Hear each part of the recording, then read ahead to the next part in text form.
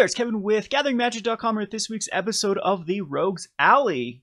Had a few complaints lately by some fans that I have gone off the rogue path. So we're going to go back to my roots today, and we're going to play a fun rogue deck, which I'm pretty sure we're going to get destroyed. But I'm going to go and play an archetype that I've had a lot of fun with. I think M14 was the set that I really played this type of archetype to almost a competitive level. It did very well against the creature-based strategies, and we are in a Mardu Vehicles / Zombies meta right now, so I think that this actually does have some game against those type of strategies. And this archetype is called Grab and Go. And why I call it Grab and Go is you're going to use a lot of cards that take control of your opponent's creatures and then use them against them. And so I was super excited when I saw the Hazoret's Favor. It says at the beginning of combat on your turn, you may have target creature you control get +2/+0 and gain haste. If you do, sacrifice at the beginning of next end step. So it's a great sack outlet with cards that take your opponent's creatures, and then you get value out of it. You actually get additional value by giving it +2/+0, and then it just gets sacrificed at the end of turn. So it allows us to play Hazoret's Favor over cards like Yahini, or there's the Defiant Aetherborn as well, that you can sacrifice creature. There's also Eily, but we are in a format with Fatal Push and Unlicensed Disintegration and cards like Magma Spray and Incendiary Flow and Shock. All those cards are very, very played at the moment, and so keeping a creature that is a pivotal piece in your sacrifice outlet alive is tough. So we are going to go with the enchantments as our sacrifice outlets. And the other one that I really like is the Hidden Stockpile. Unfortunately, it makes us go into 3 colors. I thought about going into a mono red with this strategy, and it worked, but Hidden Stockpile has a lot of combo with the Hazoret's Favor because the 1/1 servos become 3/1s, at least with the Hazoret's Favor, and at least get more value out of them. It is kind of a non-bo because it says at the beginning of your end step, so these will trigger, like this will already go on the stack. I don't know if it reads at the beginning of your end step if a permanent you control left the battlefield. So I don't know if we'll have to try this. If you stack the Hazoret's Favor, sack the servo, if the revolt will still trigger on resolution, because they'll both go on the stack. And maybe if there's nothing to revolt, maybe this just misses a trigger, like an end step trigger. So probably not. Yeah, now I'm looking at it, probably the Hazoret's Favor cannot be triggered that way, but we can always just sacrifice the token after combat to make sure that we get another one for rinse and repeat the next turn. So anyway, those are our 2 sack outlets. Are going to be the Hazoret's Favor and his Hidden Stockpile. We have a few others throughout the deck, like the Pia Nalaar if we're taking control of artifacts, the Bontu the Glorified, which helps us scry and kind of tax our opponent. And it's kind of a non-bo with your gain control as well, but it isn't with Hidden Stockpile. It does give us a way we can attack in. I don't know if we'll end up liking this card or not, but we'll definitely try it out. And we also have Thirsting Axe, which is another pseudo sack outlet, as it says at the beginning of your end step, if equipped creature didn't deal combat damage to a creature this turn, sacrifice it. So again, that will be sacrificed if the opponent did block with their own creature. You'll probably get some value. Both of them might trade, for example, if you take control of one of their creatures and then tack in with it, equipping it to the Thirsting Axe. Then they, both of them will probably be dead, a +4/+0 and whatever the other creature blocking it is. If not, if it did deal combat damage to a player and not a creature, then it will just end up getting sacked. So I don't know if I'll end up liking Thirsting Axe either, but I thought it'd be a neat little card. I thought about Stitcher's Graft as well, but then I read the ruling on Stitcher's Graft.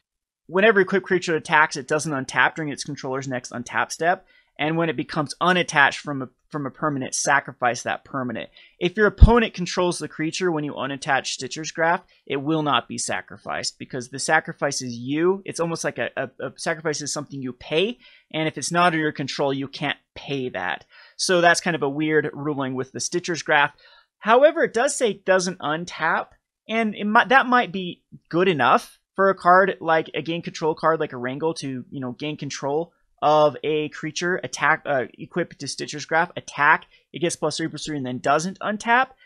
So this might be a better card, or maybe an addition to Thirsting Axe, but since it can't really be used that easily as a sack outlet, that's 4 mana you'd have to equip then unequip to it to make it sacrifice. That's a little bit tough. So I decided not to run the Stitcher's Graph, but you could run it. It might end up working. So anyway, we have the Wrangle, gains control of a target creature with power 4 or less, which is almost everything in the format right now.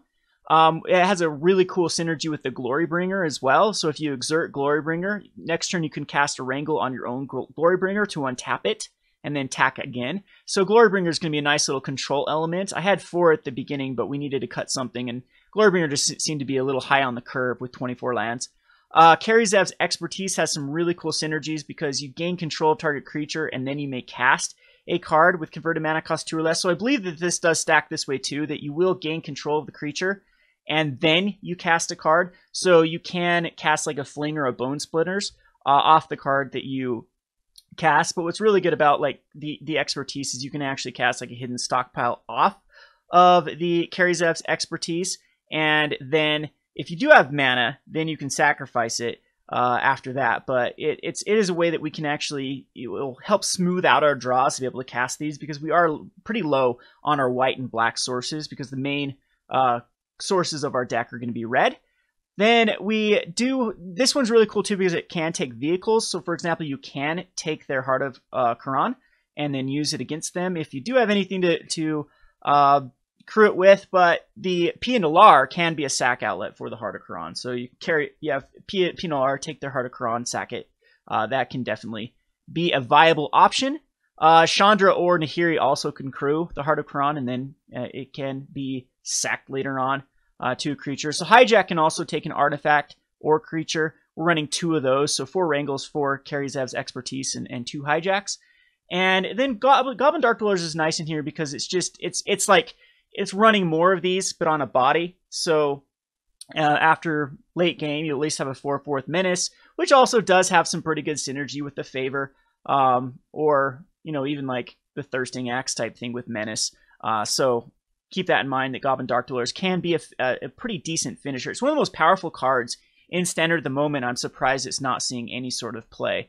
Really, really good synergy with cards in this deck, especially like the Unlicensed Disintegration, or if you're running cards like Murder. It's incredibly good with Goblin Dark-Dwellers. Where I really like Goblin Dark-Dwellers, so I think we're going to see Goblin Dark-Dwellers start to shine, is with Sweltering Suns. If these zombie decks or other creature-based decks do become more of a factor, I think Goblin Dark-Dwellers is the perfect card for like a red control list to run Sweltering Suns and then have a backup Sweltering Suns. But we'll get to that in a second. I am going to run Chandra. Chandra is going to be our card draw and a finisher in this deck, 2 of them, and a 1 of Nahiri. Nahiri's just, it can take care of any problematic enchantment or artifacts or any other creatures, and it just smooths out like against when we start getting too many grab effects or additional cards we don't need anymore. We can throw away those cards to try to draw into more gas. Pia Nalaar is pretty nice because it does add a Thopter, which can be used for the Hidden Stockpile or like the Thirsting Axe, or even Bontu. Then we have the Bone Splinters, which have good synergy with Wrangle, of course, or any other card. You gain control of their card, attack with it, then splinters it away to kill their other creature. Fling is also in there for that kind of, just as a 1 of. I don't think we need many more. And then a 1 of Fatal Push and a 1 of Unlicensed Disintegration, which we do have access to 2 more. 1 of each in the sideboard. So speaking of sideboard, Magma Spray is in here for the Zombies matchup. It is really good against getting rid of Relentless Deads, as well as if they're running Scrap Heap Scrounger or the new zombie, the 2/1 that can come back. Magma Spray is a great way just to exile it forever. Anguished Unmaking can play that role as well, but it's really in here for Planeswalkers. Painful Truce is in here for the control matchup for us to basically fill up our hand. Versus Torrential Gearhulk decks, all of these cards are going to come out. We're going to bring in like Collective Brutalities and Dispossess. Dispossess is insanely good versus Marvel and the Torrential Gearhulk, as if a lot of those Torrential Gearhulk decks, that's the only win con in their deck. So if you end up resolving a Dispossess, it's game over at that point, as they have no way to kill you. Then we have the Release the Gremlins is just a 1 of, just in case we're going up against a vehicles deck where we want to destroy enough artifacts. I'm not sure if that's even necessary in this deck. And Sweltering Suns is in here for the zombie match. And Unlicensed Disintegration and Fatal Push are just kind of flex cards. Like if we go up against like a green-red energy or something like that, these cards can definitely come in. So I don't know, green-white tokens were a little bit awkward against. We can gain control of like Gideon tokens to kill Gideon, for example. So I'm not sure how that matchup will be. Glorybringer is also very good against that matchup. So anyway, we are just going to queue this up and see how well it does. Again, this is more of just my sort of style, the rogue style. So we're back to our roots. See, and the games will be in both the comments and the description if you want to follow along with the timestamps and look at the specific games. Let's get right into the matchups. Alrighty, match number 1. Have we no shame? We queued this up in a competitive league, and we are on the play. So yes, we'd like to play first, and I think this is keepable. We don't have really much here, but we do have a land that can cycle. Pia Nalaar, which can, I guess, fling a Thopter that we pump up. So it's not a terrible hand. I think we'll just start off with Evolving Wilds and grab. I think at this point we still just want a red source because we have no point to double black. Maybe we do want a black source. But I think we'd want to go Concealed Courtyard on turn 2 or the Canyon. So again, this does have potential. I definitely like keeping in a 3-color deck all sources. So Evolving Wilds is going to be the play, and I think I just will go grab a red source. And we'll go ahead and pass the turn.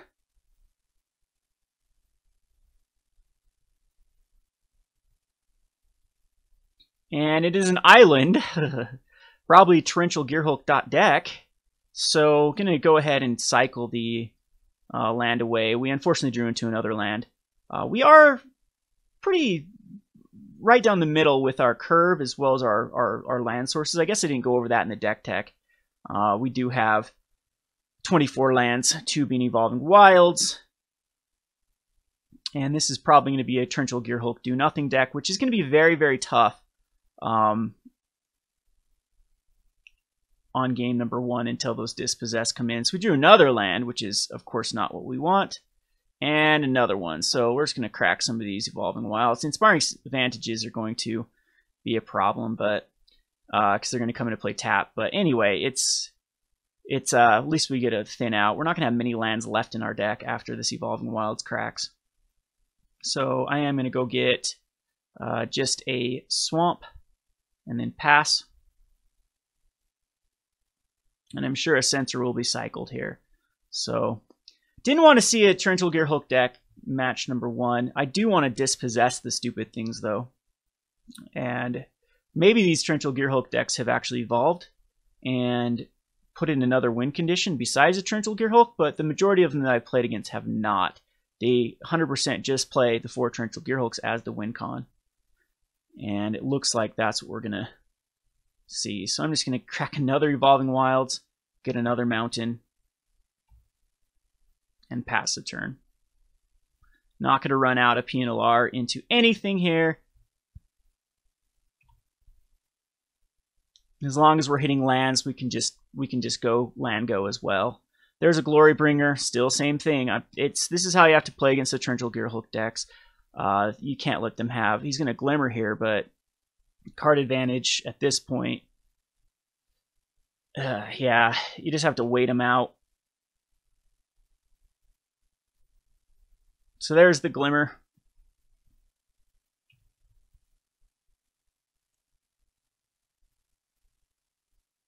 Don't have a lot of other like cards like the Transgress that are really good against these decks. I really wish Duress was in the format.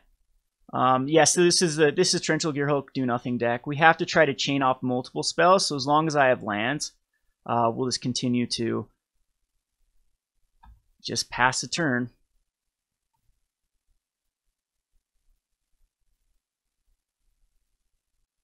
He'll probably Glimmer again. Nope, just start cycling stuff. I have to try to resolve this Chandra. So there is no...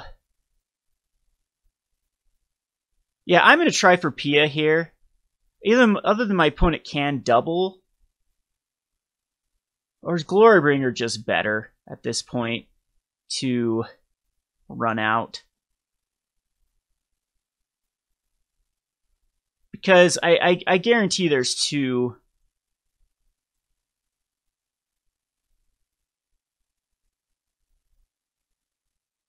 There's two counter spells in my opponent's hand here. And so just the first one will counter the Pia, and the second one, I just think I have to just wait him out.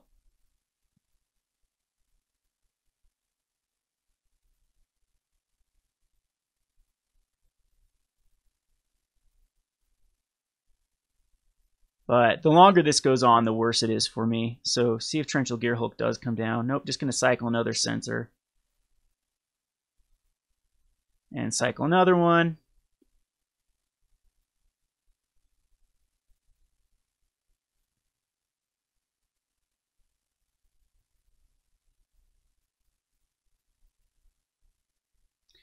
We still have land drops we're hitting, so again, as long as I'm hitting a land drop, we can just continue. We need a big play. This is where like man lands would be good, but I did not include any man lands just because we already had a lot of comes into play tap lands. So here, see if Torrential Gearhulk does. Nope, there's the fourth Censor, so we don't have to worry about a Censor anymore.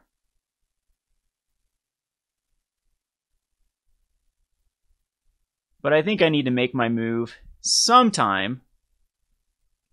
There we go. We don't care about a Thirsting Axe.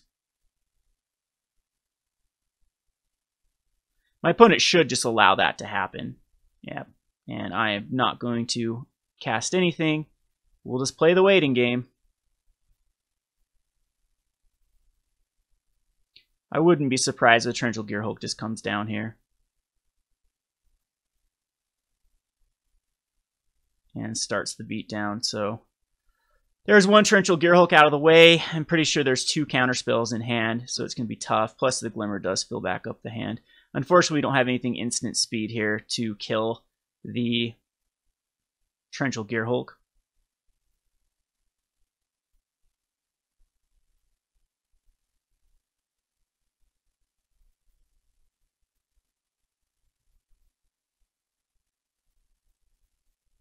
So we do need to make our move this turn, which with 9 mana in our opponent's hand is probably going to be unlikely.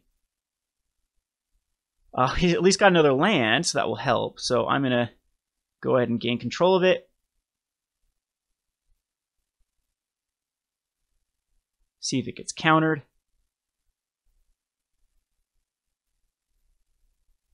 So there's one counter out of the way with the disallow.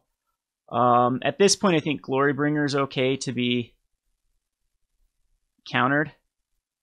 Still has another potential. Yeah, this is tough. I don't think I want Pia Nalaar to stick over Glorybringer. But there's probably another Torrential Gearhulk in my opponent's hand. There's an Essence Scatter, okay, so yep. So let's see, another Glimmer and a turn to fill back up and scry away land. So yeah, not in the greatest shape.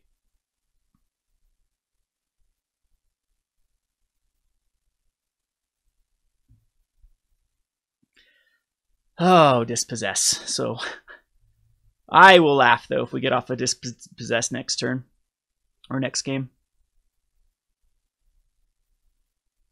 We are still hitting lands. At this point, I have to try to resolve the Chandra. This should get countered.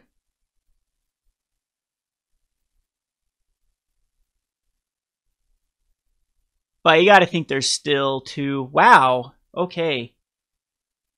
Yeah. I guess my opponent just didn't care.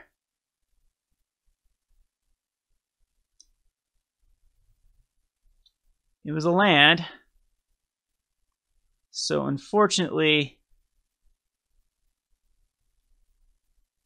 Chandra will die next turn.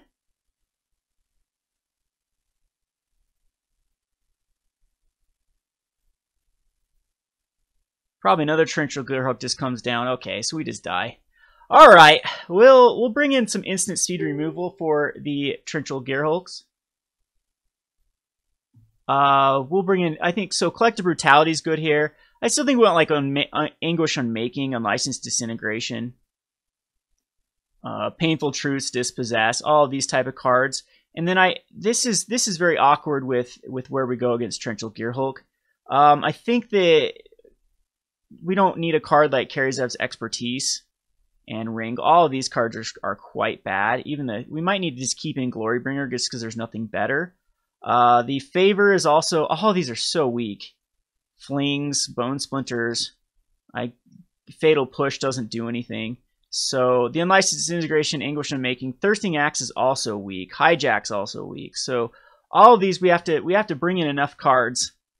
So I think that we still would want Karizev's Expertise. I think the Glorybringers just have to come stay in just because there's nothing better.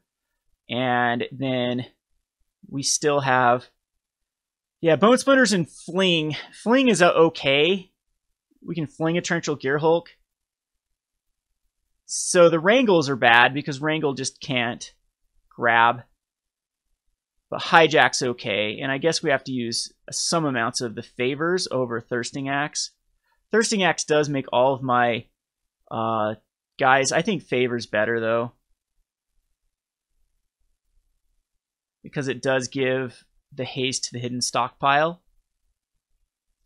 Again, this is a tough match unless we hit a Dispossess. We do have action versus this deck, but it's not the greatest. So I mean, Glorybringer could actually come out, and we could bring in another Favor. I'm thinking maybe that's better than nothing, but we'll go ahead and see if we have a now we're in the opposite. I have to mulligan this. This one is still a pretty bad hand. I'm going to keep it though, and hopefully Scry Blacks. We'll put that on. I don't know if I actually want this on bottom or top. We do need the lands, but I need a Black Source, so I'm going to put on bottom to try to hit into the Black Source. Our opponent also did mulligan to 6, but unfortunately we're in the opposite end of the spectrum as we were last game, and we did not have a land there. The majority of our lands do find us a Black Source at this point, though. There's an Evolving Wilds, perfect. We'll go ahead and crack it and get a Black Source. So now we do have an Unlicensed Disintegration 4.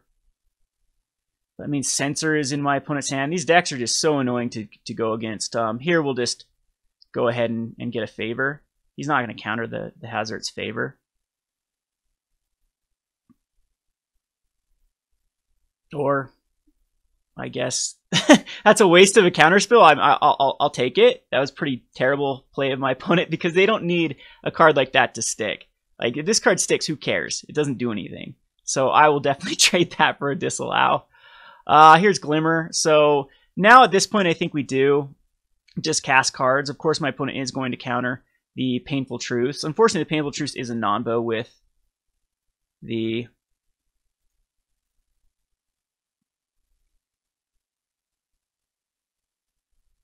Wow, allowed it to happen.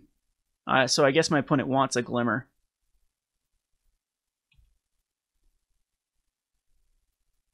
So there's the Glimmer. Pull from Tomorrow. Okay, that's a just draw one, discard one. So an Essence Scatter gets discarded, which with our hand, with the Goblin Dark-Dwellers, that is actually pretty good. Because we can Goblin Dark-Dwellers something back. Now we'd have to keep up the Unlicensed Disintegration for a specific play here. So I think I will just go another Favor. See if my opponent wants to counter this one. Nope. And then we can cycle away the Canyon Slough. So really need a Dispossess or a Collective Brutality. Just a cycling land from my opponent. And maybe he's going to cycle some Censors.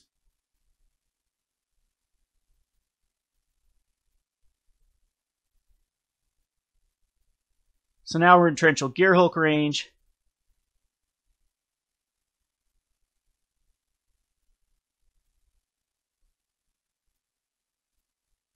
Find another land. I mean, land drops are okay to hit. There's a Karizev Expertise as well.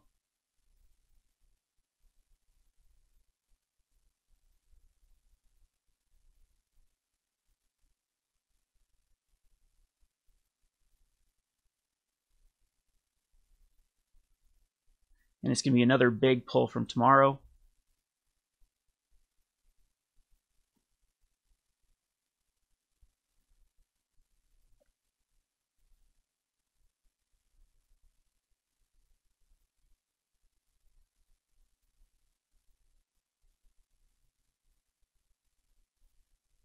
And we are still... Well, this should do it. Get out a counterspell. And you're going to cast a Torrential Gearhulk, which is really, really good for us.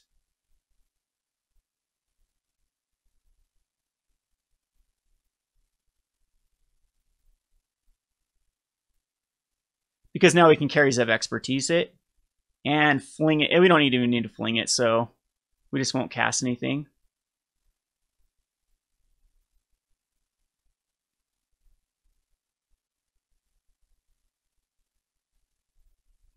And yep, so we'll gain control.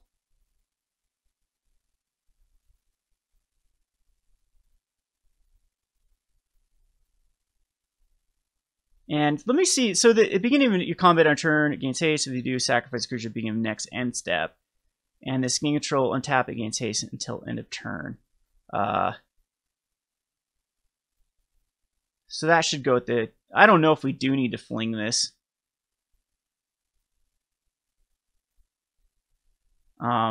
We'll do it for science. Because I do think that this just... Yeah. So we'll go ahead and push... No here, because we can go to combat. And yes.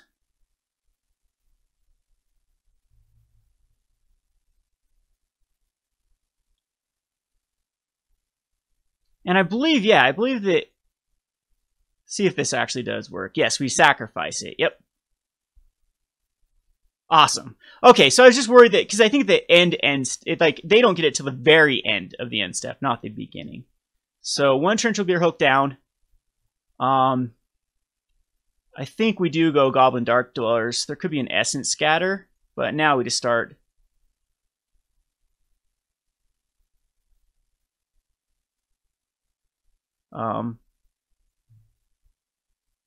Forcing out any more Torrential Gearhulks.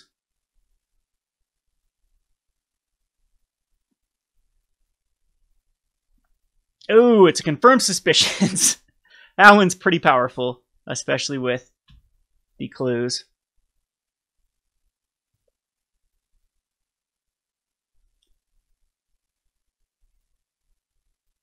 So much card draw in this deck.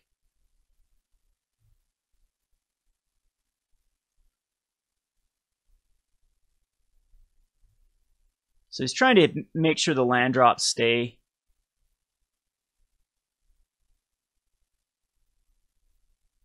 Alright, so he's holding up even more counterspell.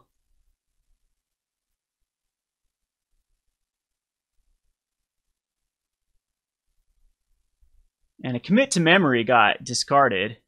Another Goblin Dark-Dwellers actually would like to hit a... I don't know what to do here. I think we need to keep up the Unlicensed Disintegration.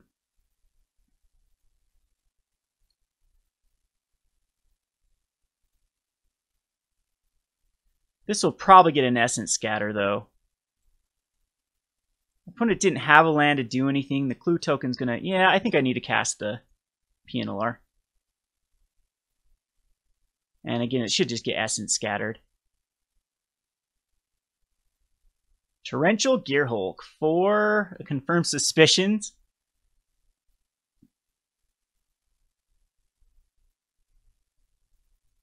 But...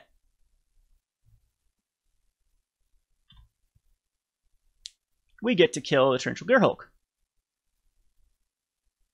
There is 2 more in our opponent's deck, but at least we've got 2 of them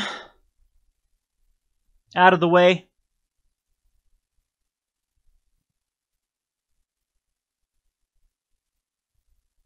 And my opponent will start just...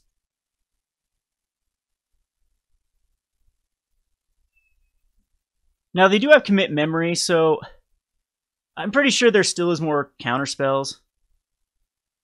My opponent did keep up 6 mana. I mean, this is where Hidden Stockpile would have been great. Gotta try.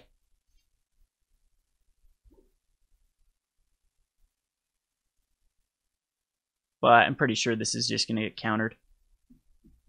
Yep.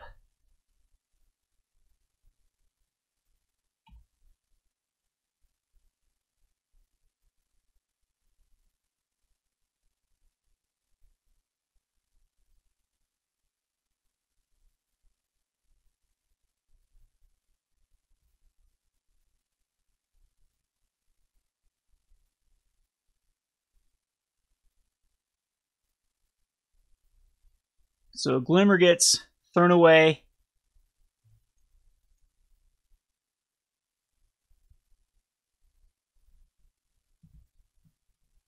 And disallowed, and my opponent still does have mana up for another one. But again, I think at this point, do we get censored here? We do get censored.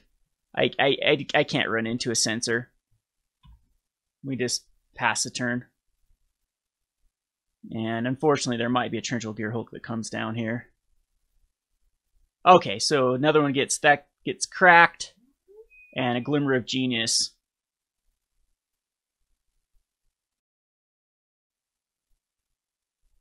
To scry. So 27 cards left in my opponent's deck.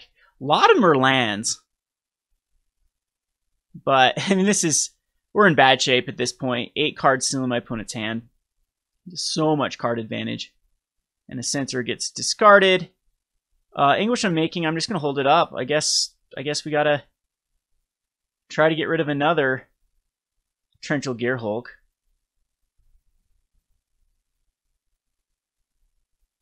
And here it comes.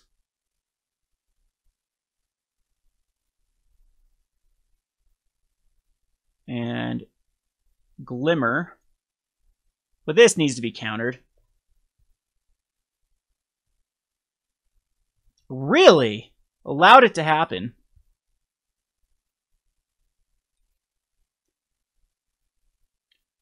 So it might just be trying for the commit to memory just to put everything back in.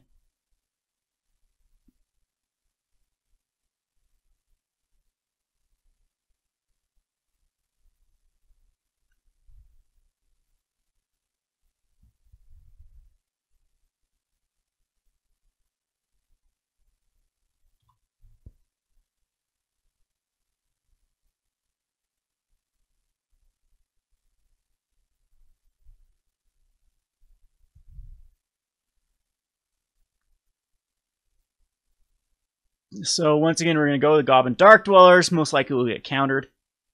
But I think a commit's going to come up here. Our memory's going to come here soon. And there's the last Torrential Gearhulk.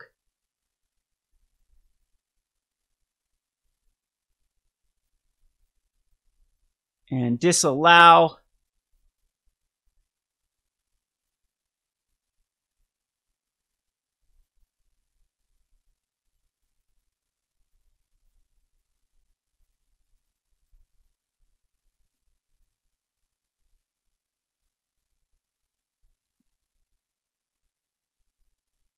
And engulf the shore for the last.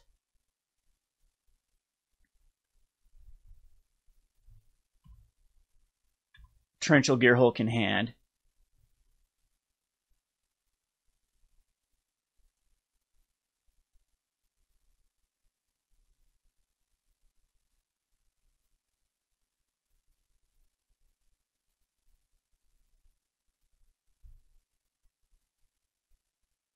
So see if Torrential Gearhulk comes down.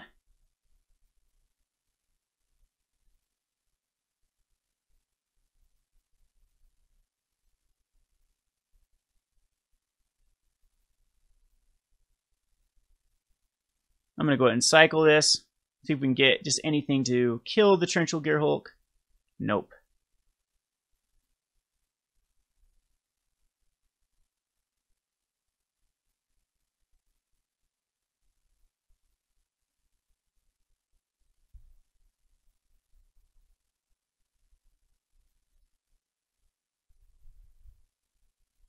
There's a pull from tomorrow.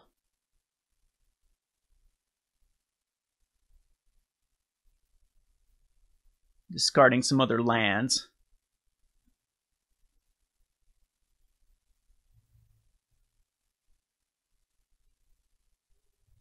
And I think my opponent's just going to try to ride this to victory, keeping me up 2 more counter spells.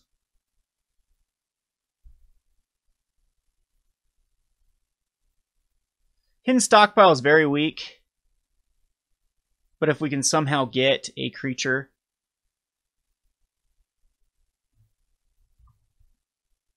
we can.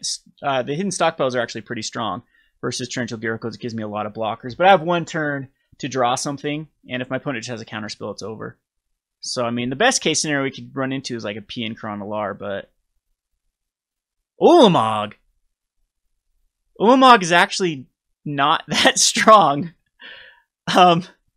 against us, because we can still grab Ulamog and then kill him with his own Ulamog. If we had a... if we did grab a grab spell, and then attack and exile his library. But I'm guaranteed there's like 1 more counter spell in hand. So anyway, Hijack was next turn, but I highly doubt we got through. That's just a tough matchup unless we can get a Dispossess off. It is what it is. Fortunately, these type of decks are being weeded out by the zombies and the faster decks, because it's just miserable if they get a threat out before Censor. It's very tough for these decks to come back with just Engulf the Shores as their removal spells at that point. And we'll go on to the next match. Alrighty, match number 2. This is a keepable hand. It's kind of awkward, but we'll go ahead and keep it. I'm actually going to start with the Canyon, not the Evolving Wilds, as we don't quite know what we need for our secondary source, so we are on the draw. We do have 2 Hijacks and a Kari Zev's Expertise, so anything that's a creature-based deck, we should have a lot of fun. And there's a Concealed Courtyard, so still going to just play this into play tapped. It allows us to go get a red source of the Evolving Wilds next turn. An Aether Hub. Alright, let's see what we're up against. Either Marvel or some sort of... Ooh, Winding Constrictor. So don't have anything to deal with that right off the bat. We'll go ahead and Evolving Wilds, crack it, go grab a mountain, pass turn. So there's the Rishkar.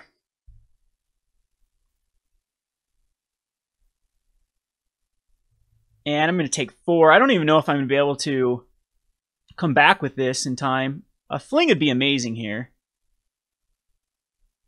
Wrangle, not so much, but Wrangle does allow for... Oh yeah, if Kari Zev's Expertise next turn. So we're actually in okay shape, because we do have... No, we only have 1 sack outlet at the moment, though, so we get to kill off 1 of them.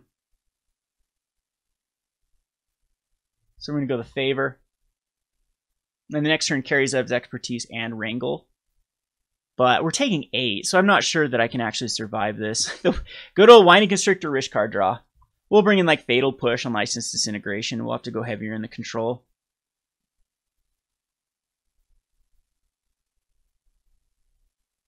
Well, that's lovely, actually. I'd have a lot of fun next turn with... actually, now the Wrangle I can't use. But we get to dish off a lot of damage. Come on, Fling off the top. I will laugh. That is beautiful. Is that game? It's close. It's really, really close. I'll take it. Too bad we can't Wrangle. But we do have Fling. Oh no, I don't care about Fling. That'll be good for next turn. So we're going to Hijack. So...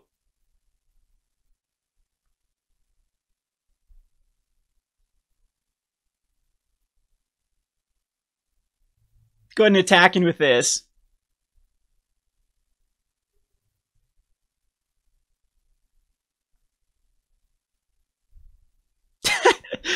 And we're still in bad shape, but it's going to make my opponent think twice. And now I can Wrangle that. Oh, wow. I think I just won. Did I? Down to a 4. 4. So that's 8. 8, 9, 10. Oh, I'm 1 off! I'm 1 off and I die on the backswing. So I'm going to have to take the Winding Constrictor and fling it at my opponent's Rishkar. I think. Ah, that sucks. So wait a second. So I can gain control of Winding Constrictor. It was 8, 9, 10. All I can do is 10. And then I would die on the backswing. We do have a mountain. I wonder if the better play is just to... No, the mountain doesn't do anything for us.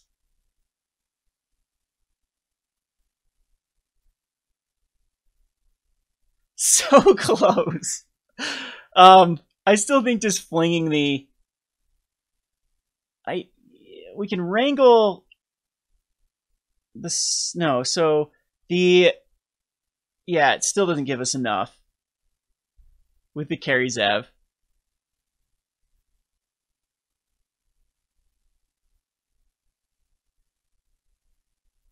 Well, it was close. So we Kari Zev, take the Winding Constrictor.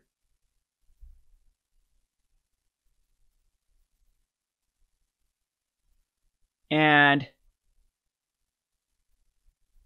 fling it. And then, I guess that's a good play. Our opponent's still at 11. I mean, I do have some decent play versus my opponent.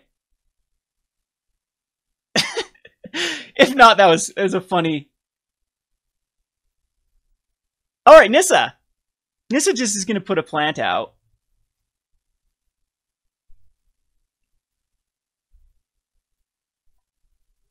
So we're down to a 2, but I think hopefully Glorybringer happens here.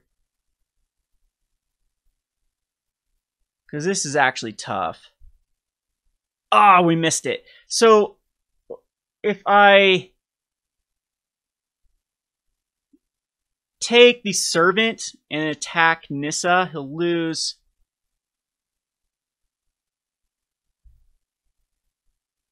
We need a land. I'm trying to think if Pia is just better here.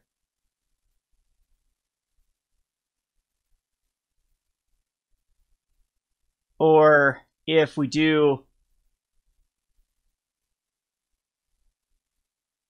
take the Servant with a Wrangle. Our Hijack would be better just by taking the Servant.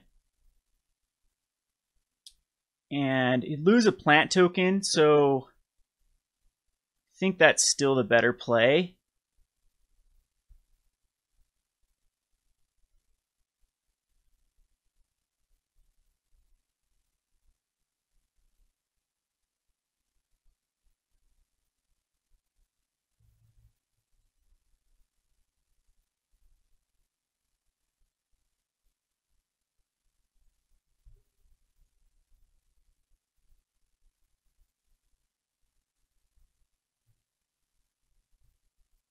So see if my opponent puts something else out.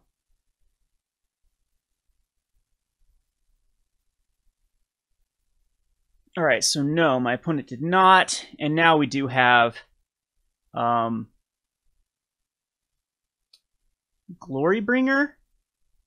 And we will exert it to kill the plant token and do 4 damage to my opponent. So Glorybringer here.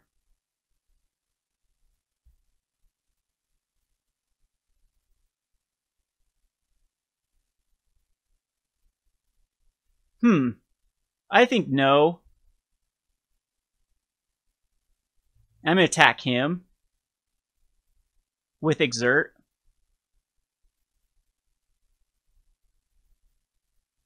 Because we can always wrangle it to bring it back.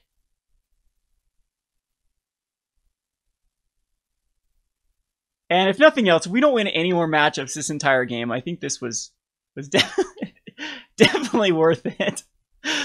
Oh, funny sequence of events here.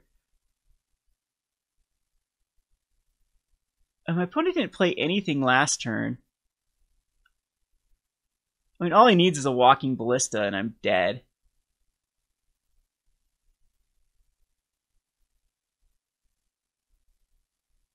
Foreboding Ruins doesn't help.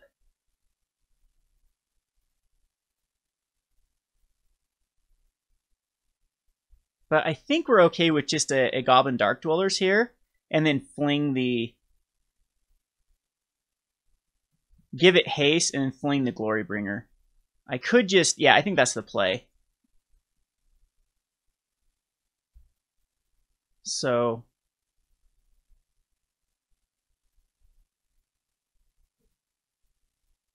So we're going to...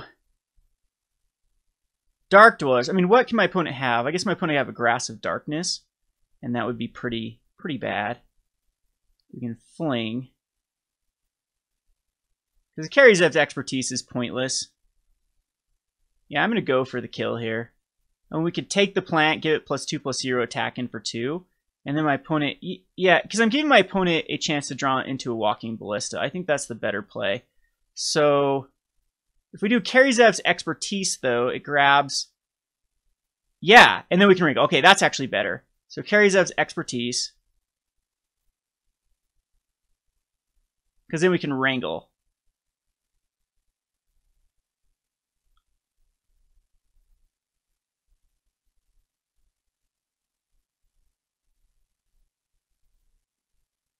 So... Whoops, didn't need to do that.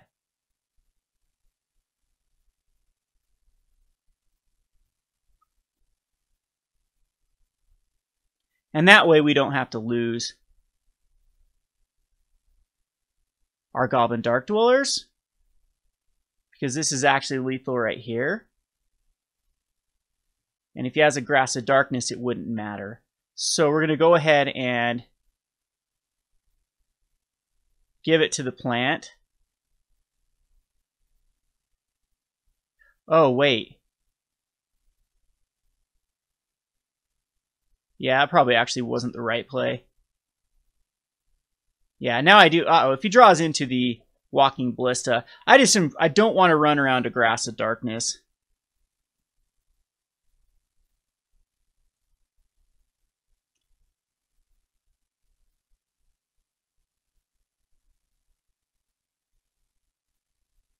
Which he does. Okay, good. Good. So my other play wouldn't have worked.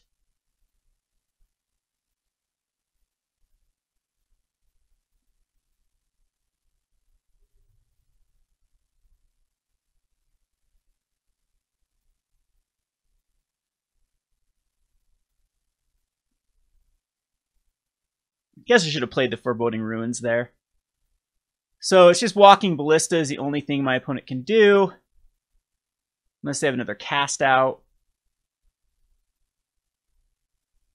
Yeah, Verder's Gearhulk is actually pretty strong. Because I don't have any more grab type effects.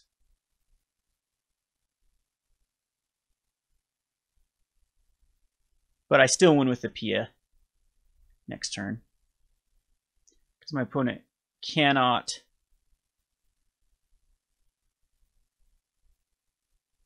Yeah, okay, so I still went with Pia. So Pia comes down. We sack an artifact.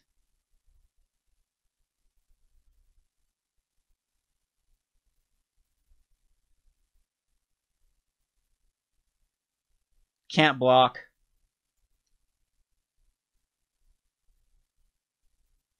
And then we go to combat. Give this +2/+0.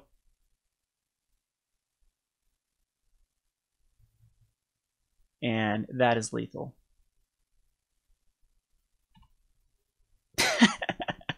All right. So achievement accomplished. Oh, that's so silly. Okay, so we'll go on to the sideboard. I think Unlicensed Disintegrations here. Magma Spray's okay. It's not... I don't think we need Dispossess for Walking Ballistas.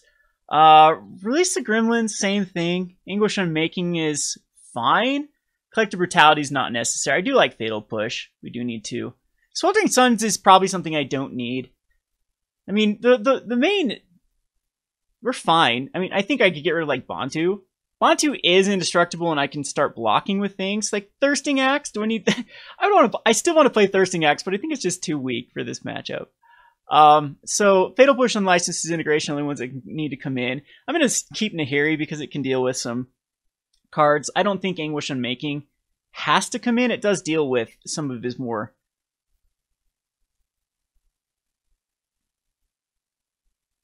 But, I mean, is Bontu just the right one? I can sacrifice one of his creatures by... I think I do want a more stable sack outlet. We still haven't seen the Hidden Stockpiles. So,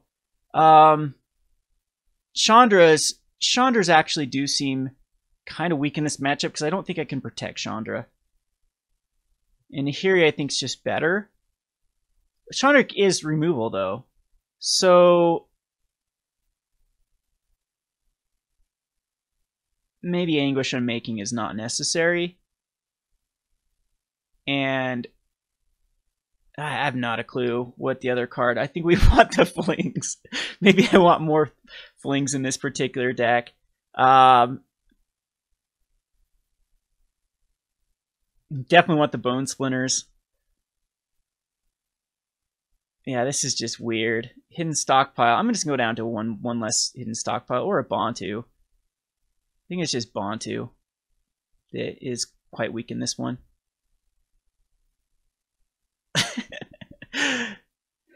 Like I said, I feel accomplished no matter what already. So we're definitely gonna keep this hand. It's got a Wrangle, and we do need a sack outlet. Haven't seen any Hidden Stockpiles yet.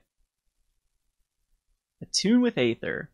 Our opponent had a strong start too. The Winding Constrictor Risk card is the whole reason to play this deck. The other one is Winding Constrictor into Walking Ballista, but.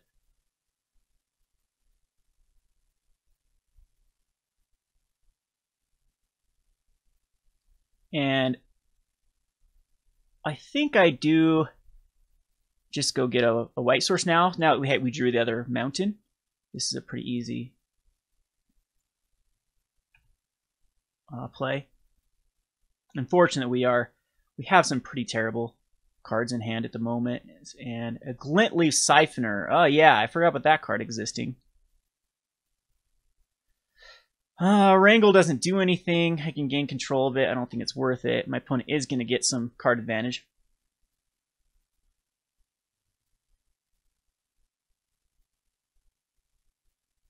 We'd have a Pia Nalaar next turn and then a Nahiri. So, I mean, we have some pretty decent.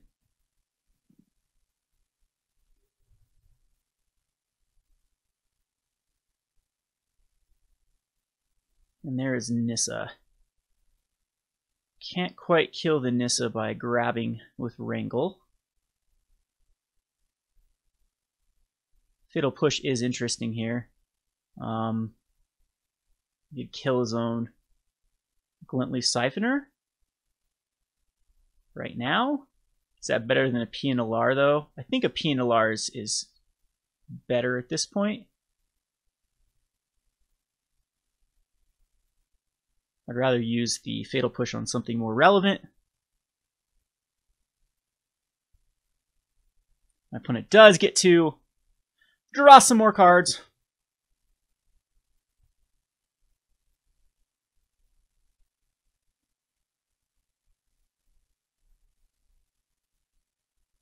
Nahiri is kind of weird at the moment. Still don't think I need to bring in Magma Sprays or anything like that for the Glintleaf Siphoner. The Sweltering Suns does seem a little bit better, but the deck can just get over the top of most of those 3 damage or 2 damage spells. So I tend not to like to play them versus like the Gear Hulk. If my opponent's smart, he should have taken out the Gear Hulk. Oh, there's a Gideon! Where'd that come from? Gideon is something I do need to kill. And not quite sure I can push through. So, yeah. Well, that actually does push through somewhat.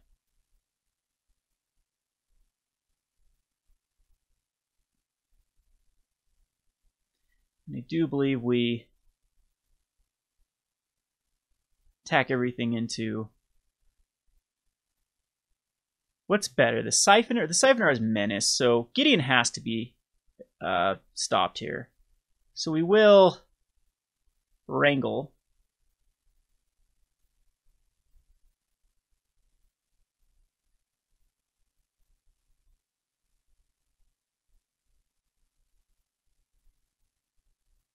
Unfortunately, the Nissa is quite powerful at this point. Hey, I get an energy for whatever reason.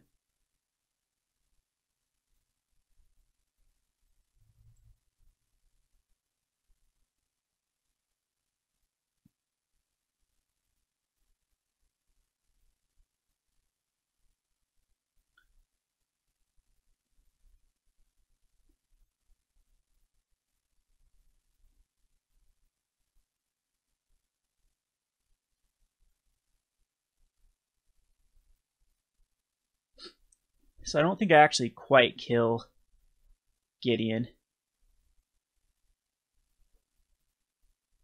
Which, maybe, yeah, I do want to fling it at Gideon, though. Gideon goes down to a 1.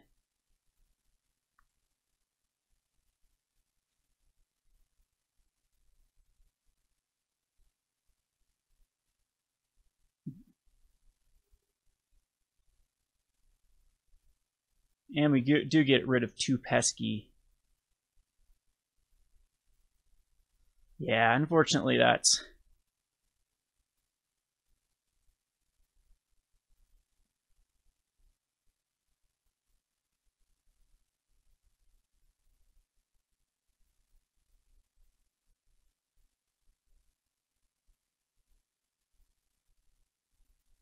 It's all she wrote. So the token strategy is going to be pretty tough.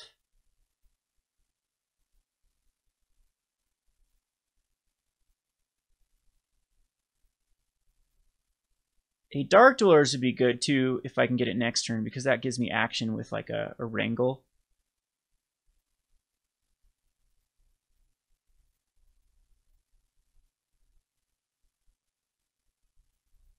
And he is going to go the beat down with the Gideon. So even at this point we have black-white or black-green Constrictor splashing for Gideon, huh? Alright, so Attune finds in another plains.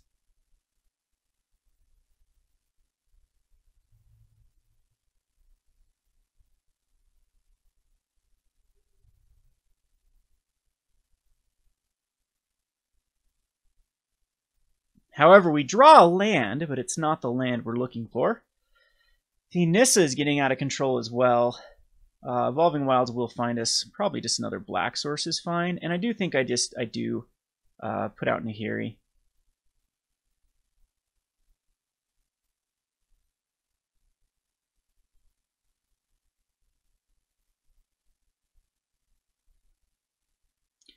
Keep the Thopter back to block because my opponent could put counters on, and I lose Nahiri. Then I absorb a ton of damage.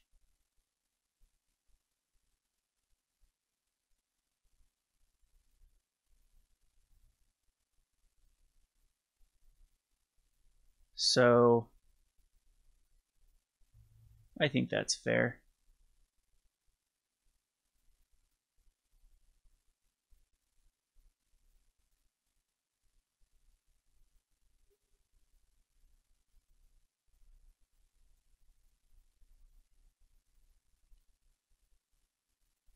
Now I might just not even want to draw.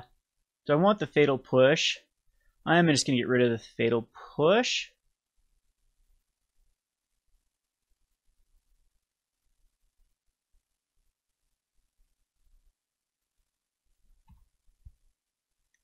Now this could have a Castaway in hand. 5 cards in my opponent's hand, so I got to start playing quicker too. I'm down to 12 minutes. Crazy too. I think he's going to activate Gideon and give it a counter. That's probably the smarter play. I wonder if there's like Avacyn's in this deck too. Transgress gets rid of Goblin Dark-Dwellers. Kind of, that's crazy. My opponent brought in Transgress. It doesn't hit a lot of things. But we have double Goblin Dark-Dwellers. It does give my opponent information of what to do next turn, though. But at this point, I might actually make that trade. A card... No. Oh, jeez. Okay, double Transgress. Well, they're good in that case.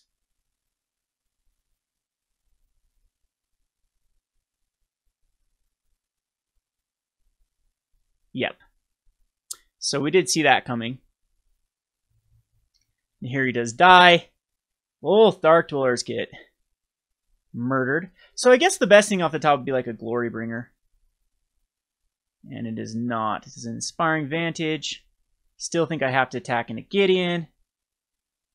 But those two Transgresses actually worked. Surprise, surprise.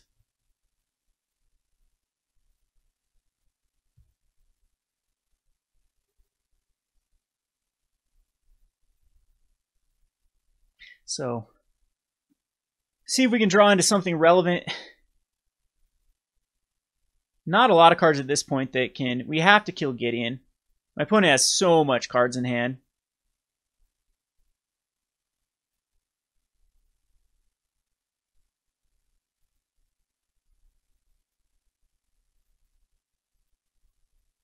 Verdurous Gearhulk.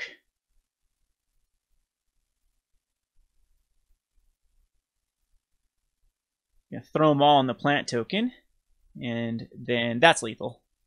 Then just plus. Yep. All right. Okay, we'll go on to the sideboard, and again, I'm not too worried. Like Bontu actually does. Still have not. We have not seen a Hidden Stockpiles out of 4 matchups now. Which is crazy. I think we do need Anguished Unmaking now that we know there's. So, maybe we don't need as many favors. Well, we're still running all of the... I still think favors are good. The Bone Splinters and License Integration, Hijack, Pia Nalaar. All of those. Pia Nalaar, he does have artifacts we can sacrifice. Plus, it does put pressure. So, it's still, to me, Bontu's weird. Bontu, I can block Gideons for forever, basically. It does have the Menace. I still think Bontu is the weak link here. But Anguished Unmaking has to come in. And then, at this point... I think I'm just going to get rid of Pia Nalaar. We finally see a Hidden Stockpile, but we have no way to cast it. And I'm going to keep this anyway, though. We have a lot of cards we can draw into that can cast the...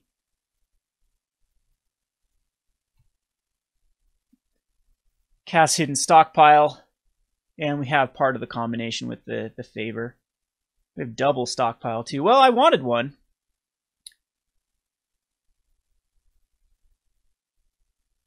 Expertise is fine. We do need to hit those lands.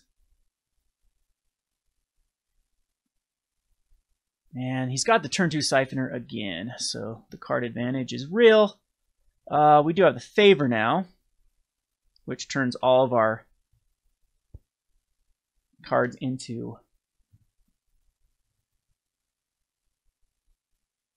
kill spells, plus some damage.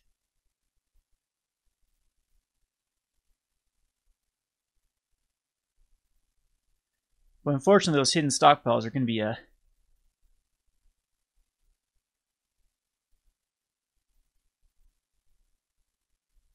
Oh no, I can carry Zev. I can carry Zev it next turn. Wow. I should look at my own cards. So land would be ideal. Land would be awesome. Another Siphoner.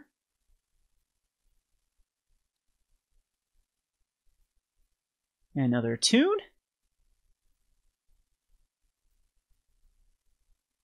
It most definitely is. See if he gets a white source. That's a huge sign. If the white for Gideon, there could be a Gideon. Okay, though, we do get...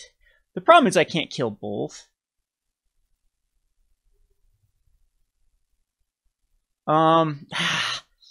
It was a tap land. I mean, it's not that bad, though. We'll see if... No, we'll still end up playing this. And grab the Siphoner and cast Hidden Stockpile.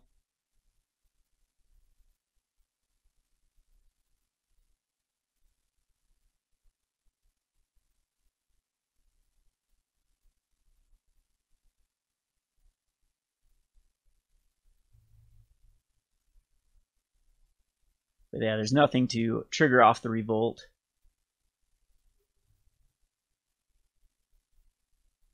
And then it does get sacked, but unfortunately, yeah, the hidden stockpile does not trigger.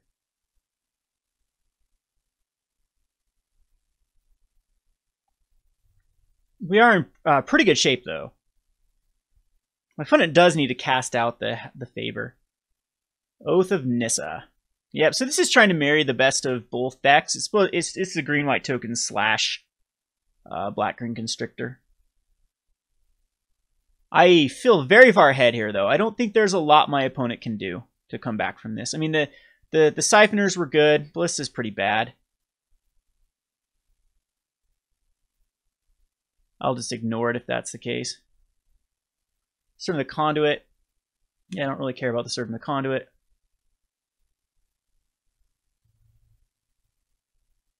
We'll still take the Glintleaf Siphoner. With the Wrangle. And we'll get a Hidden Stockpile out of this. Ugh. Landed would nice there. But we'll Wrangle it.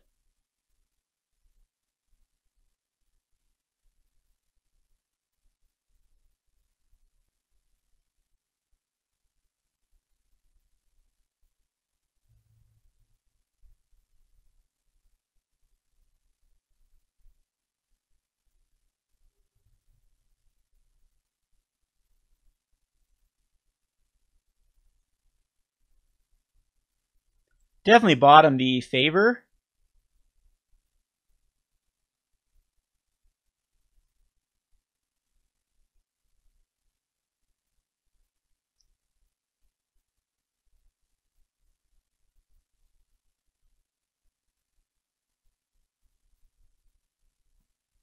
And I kind of want to block with the servo.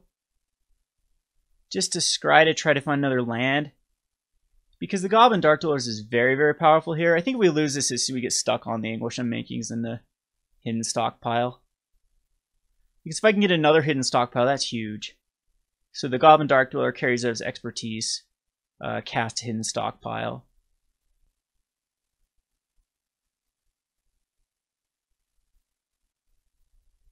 There's a Walking Ballista on 1.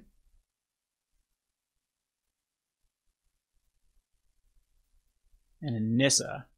So see if a counter comes on the Walking Ballista.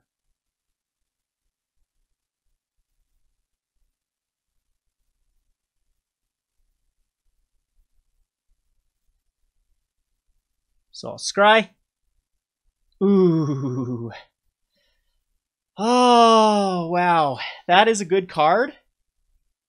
Oh, this is so difficult.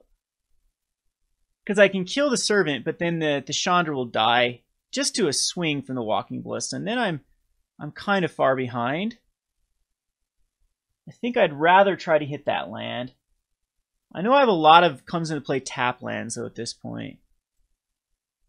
I'm still going to top it. Because it gets rid of the Serve of the Conduit.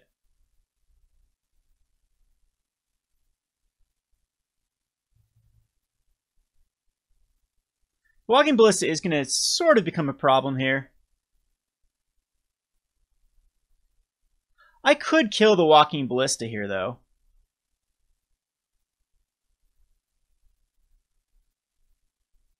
That actually might be a better play.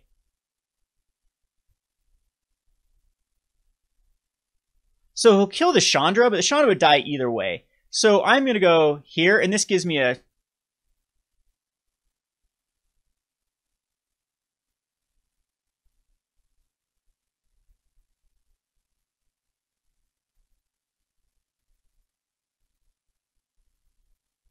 All right, awesome. I think the smarter play was not to kill Chandra actually there and just attack into it. Because now I get I do get a servo. But we do have Nissa.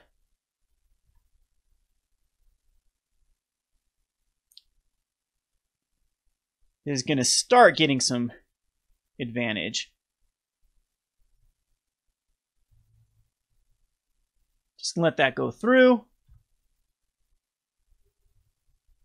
This is going to throw a plant out. And let's see what shenanigans my opponent decides to run out. Ugh. Gideon. Not what I wanted to see. And a Winding Constrictor. So I might just be too far behind now. Especially a favor. That was a pretty bad.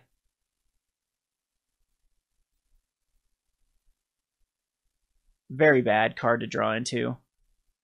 Well, we get to cast it, but I don't know if I'd rather.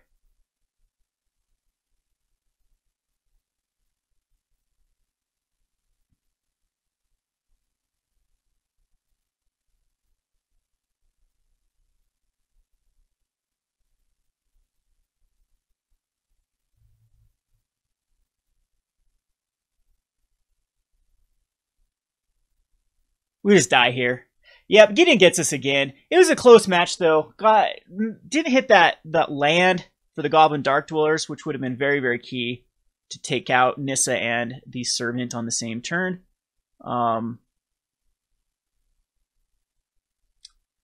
But we do get... Wow, this actually does... We're not dead now.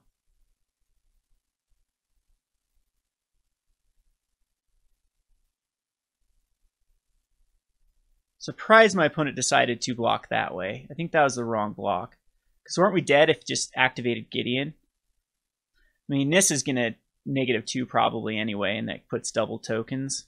So 5, 6, 7, 8, 9, 10, 11. I'm just dead anyway. Yeah, I died both. Because we can only 9, 10, 11. Yep, I can't block enough. Alrighty. And there's another Nissa to back it up. So close. That was a lot closer of a game. Our other land was not too far down. So if I would have scryed the Chandra, it wouldn't have mattered. Alright, we're going to the next match. Game number 3.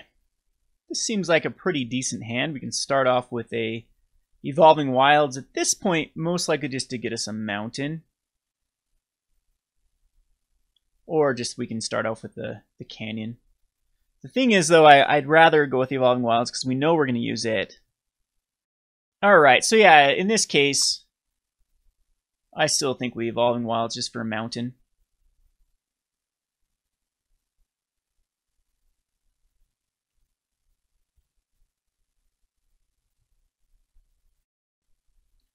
And there is the scrap heap. So the Magma Sprays are going to want to come in. Yep, see ya. So I don't even think we need the Canyon anymore. We can just run out the Concealed Courtyard. And I'm most likely willing at Fatal pushing the Scrap Heap Scrounger. Not the greatest move because it is just pure gas, but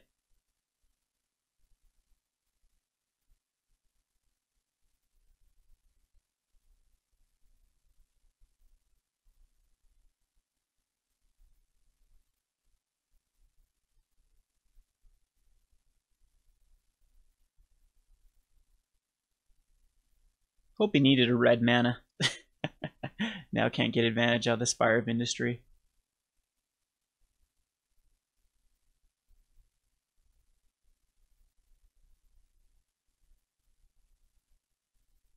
Nope, just another scrap heap.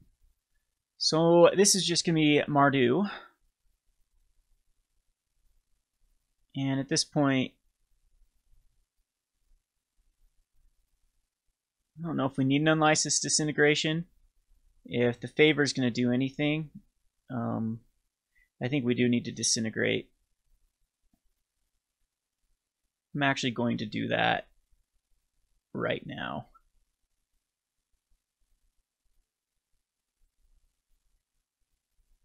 So the Toolcraft does not get value. Okay, so the hub allows for the red if there is anything for red. It's just Gideon. Still think Gideon should have been chopped as well. Yeah, because I need like a It's going to be hard to beat the Gideon here. I'm just going to go ahead and put this into play and play a favor. But we're in terrible shape. Just how good Gideon is.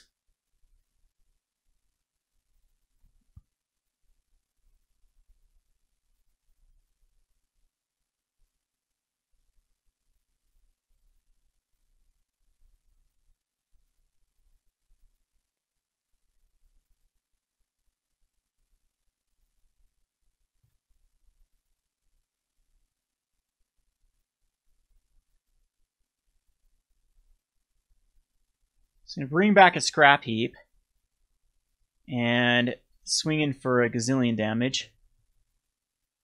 So I need a grab effect next turn. Would be the best case scenario. But I mean, this is just an insane amount of damage that's coming through. Just how good the one card is by itself, Gideon. I have my own opinions about Gideon. I do not think it should be in the format. I think we're going to see a Pro Tour that's just full of Gideons in the top 8. And it was a mistake not to axe the Gideon. So this at least allows us on the license disintegration. And I still think that's fine for the Goblin Dark-Dwellers.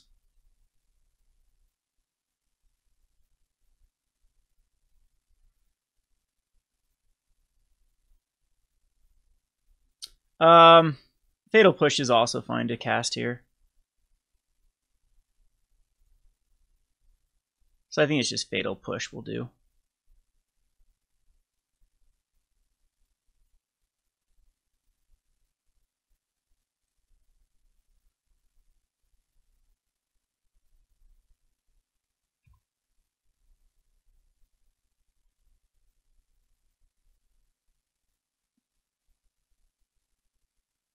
And we will attack Gideon.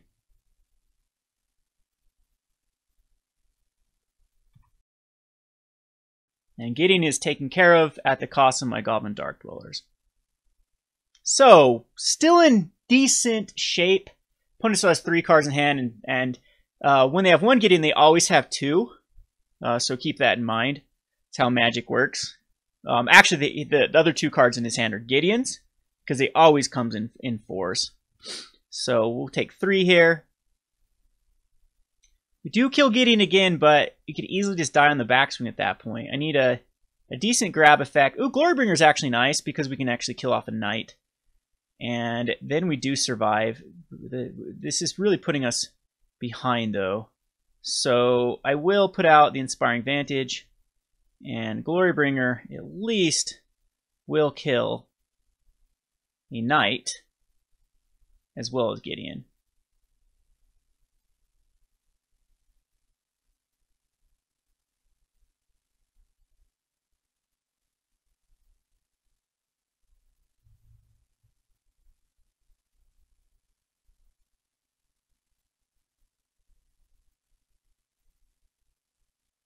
So next turn we have to deal with the 3rd Gideon, though, which will actually just ultimate and kill us.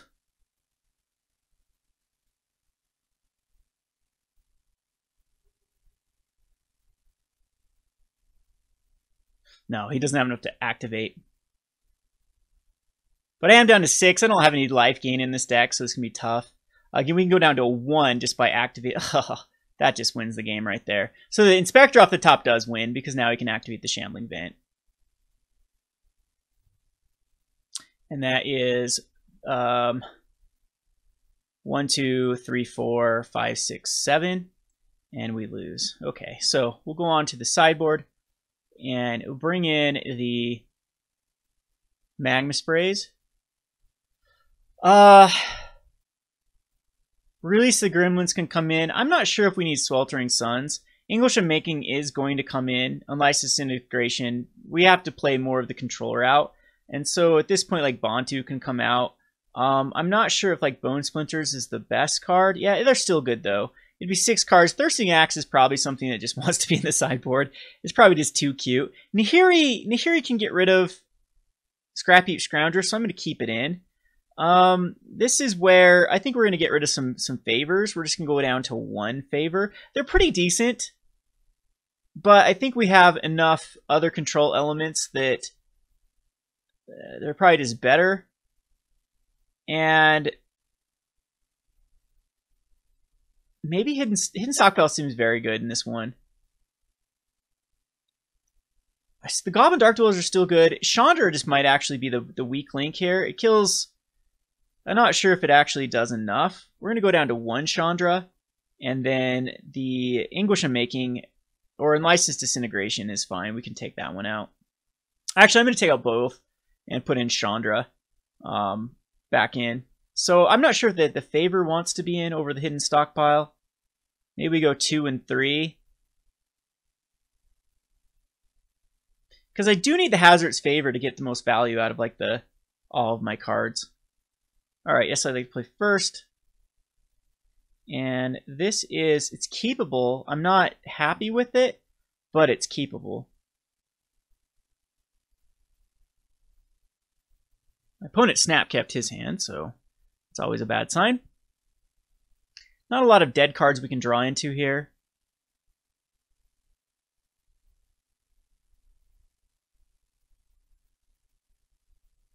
I'm just going to put that into play tap, not really give my opponent any information like I have another land in hand. So see if Heart comes down. So we do need to kill the Heart. Oh, I'd love to have a Hidden Stockpile right now, but I think Heart is more important to kill.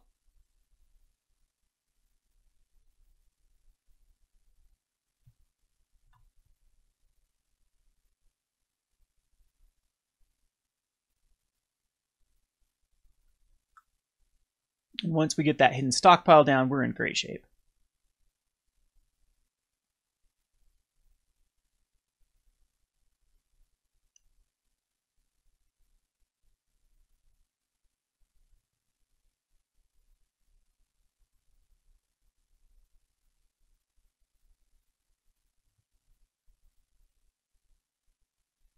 Transgress gets Goblin Dark-Dwellers. It's fine. I'm actually fine with that trade, just because I think we have plenty of action in our hand, and so I'm sure you get sort of Chandra here. You can make the kind of the argument for Kari's expertise, because next turn if I draw a land, we just take his Toolcraft Exemplar.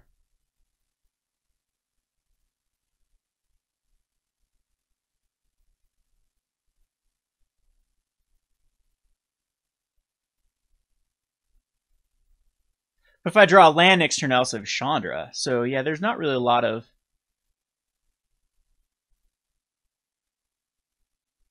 amazing plays from my opponent.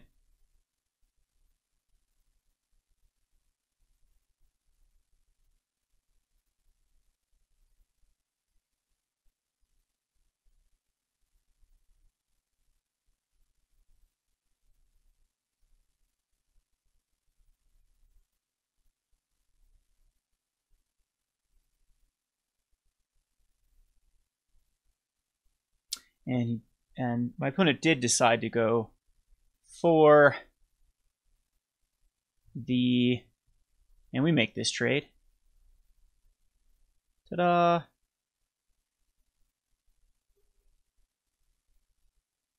All right, see if we do draw the land. Magma Spray is fine. That gives us action.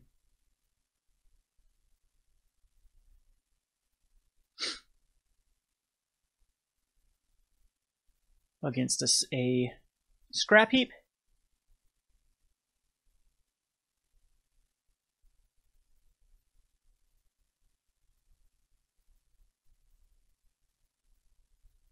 So far no Gideons, which is nice. Hey, speak of the devil.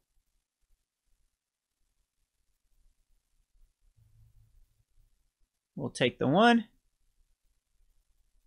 And we'll spray.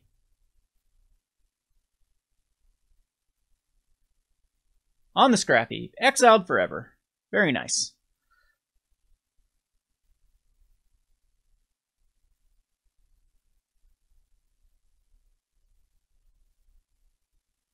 I will Wrangle the Thraben Inspector. Seems like a bad play, but we get rid of it. And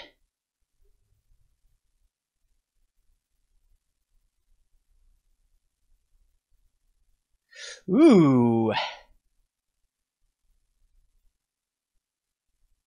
I'm going to put it on bottom. I don't think we need the favor at this point. We have the servo.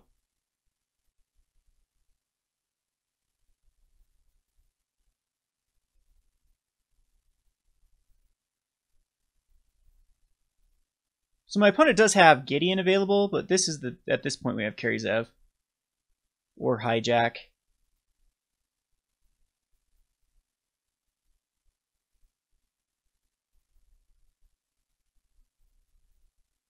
There is Gideon.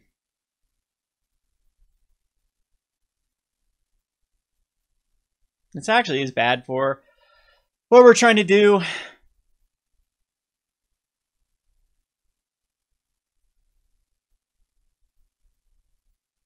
I need a land off the top, and it needs to come into play untapped, which is going to be tough because there aren't a lot of lands that do.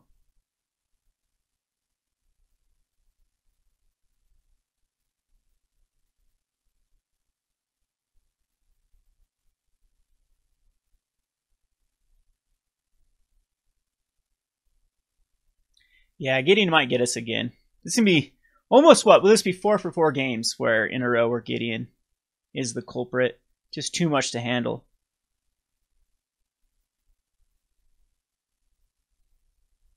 Maybe I should bring in the instant speed gain control card. Put that in the sideboard for Gideon's. As I mean, it is 5 mana, though, so you'd have to have 6 mana. So you gain control of Gideon, then sack it. But again, this can be tough. If we hit a land, we're fine. Wrong land. So this point,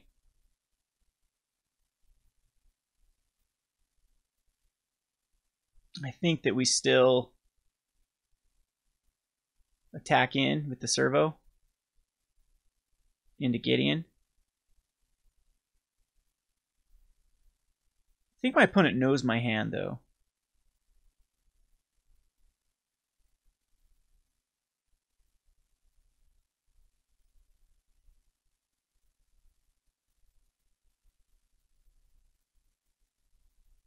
And a Pia Nalaar is probably still something.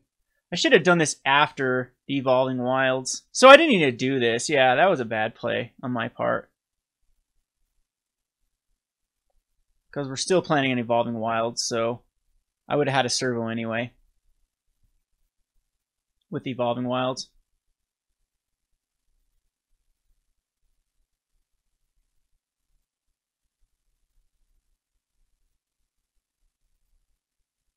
So yeah. I was thinking it was pointless, but we had the Revolt trigger already. With Evolving Wilds, so we can just crack that whenever. Yeah, that ends up being okay. Because now we get another scry. Some information. So I can block Gideon here with the servo. I think we can just take the damage from Gideon.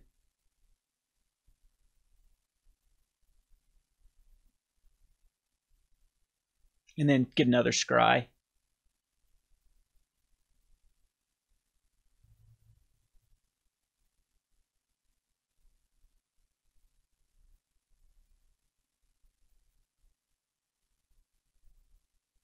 Yes, I think I do want to block here.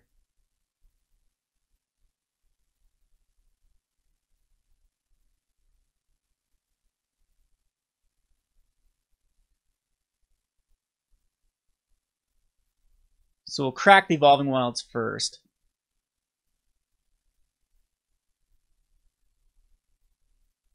And at this point, we have red, red. I still think I want another red. And then block.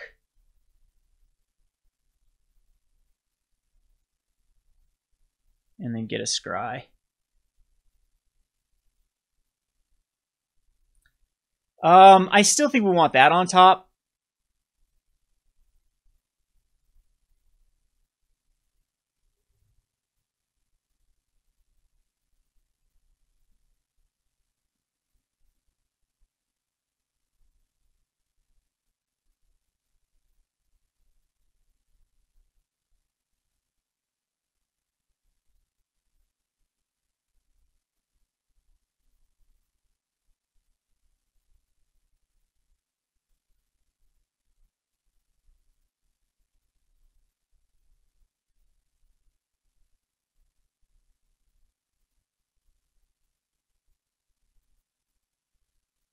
As we are going to hijack the knight.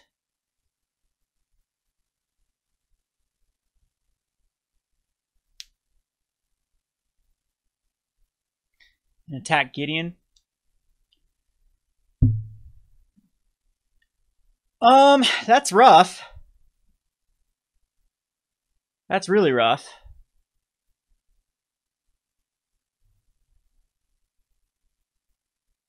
At this point, do I just attack into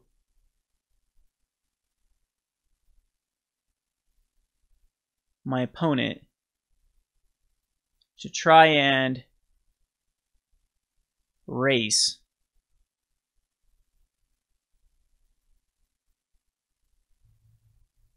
I think I have to.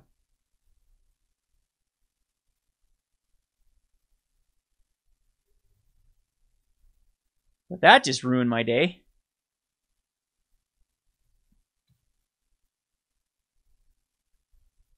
I'm taking 8. My opponent's just going to try to ride that to victory. Glorybringer is pretty bad at this point. It's going to be Goblin Dark-Dwellers. And then maybe just Magma Spray on the knight.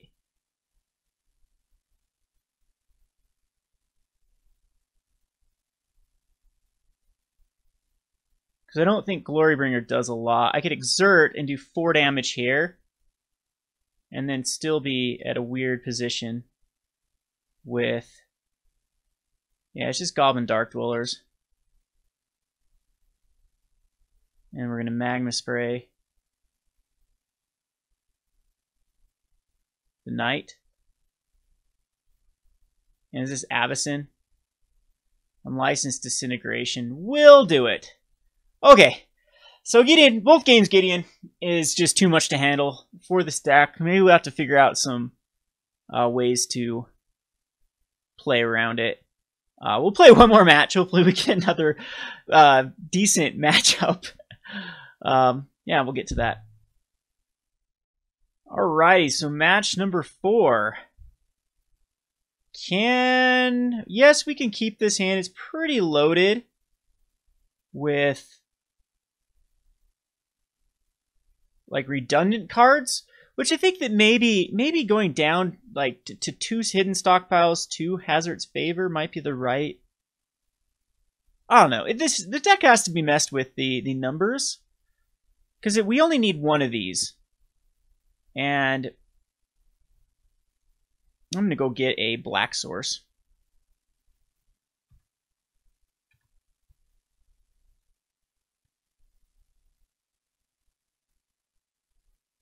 But this does seem like a pretty powerful draw. We'll have, hopefully, double hidden stockpiles. Not another Torrential Geralt deck, please. I guess we do have the hidden stockpile, though, that can be quite good. I think I will throw it out, so... Against Torrential Geralt. They're just so annoying to play against. They are a very good deck, though. In the meta right now, there's definitely some pretty good matchups, like the Marvel, for example. And the Gideon matches are probably pretty good as well, so... not going to even run into a Censor. This starts to get my hidden stockpiles going, though. We'll do another mountain. And maybe we can just grind out our opponent with the hidden stockpile.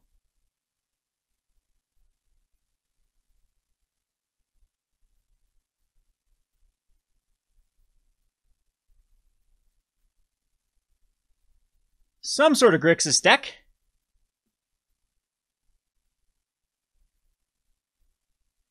Okay, this is probably Prized Amalgam.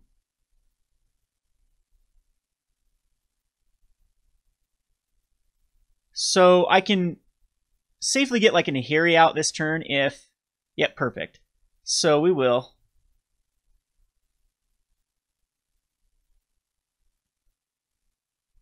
And at this point, I think we just get rid of the other Hidden Stockpile. Or maybe we go with this favor.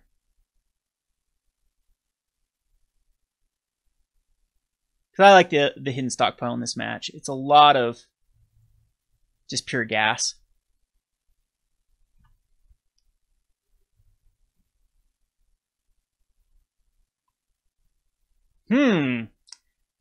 Interesting. So now I'm thinking this is actually some sort of Grixis control. I have not a clue what this is. So this is usually they play this card with Torrential Gearhulks. So my initial assumption is probably, oh, I'm glad I got rid of that favor. I probably want to get rid of the second one. Huh. So I think we just get rid of a Glorybringer.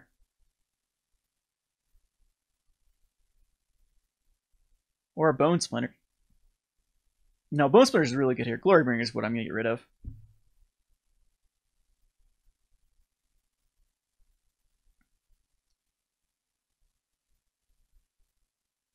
We'll go a favor if my opponent wants to.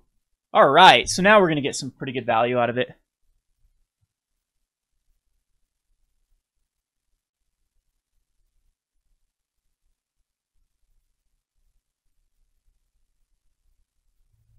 Attacking with the servo.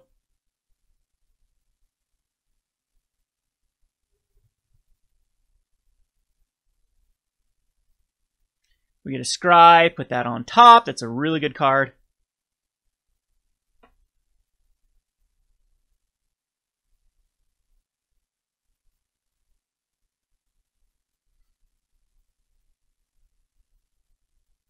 And my opponent does cycle a Sweltering Suns.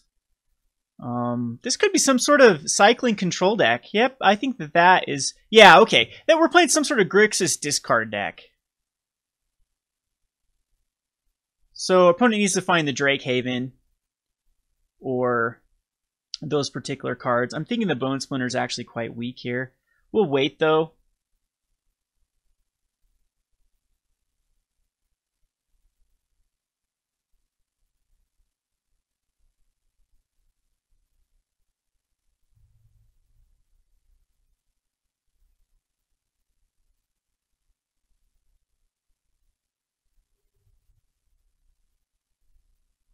And at this point,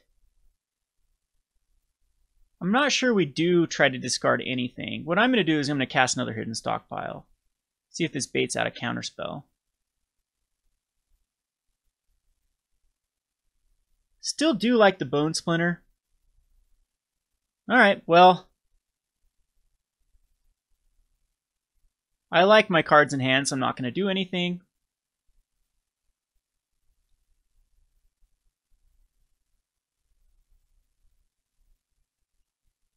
And this will start putting out to, we'll put that on bottom. No point to that. Stack all these triggers.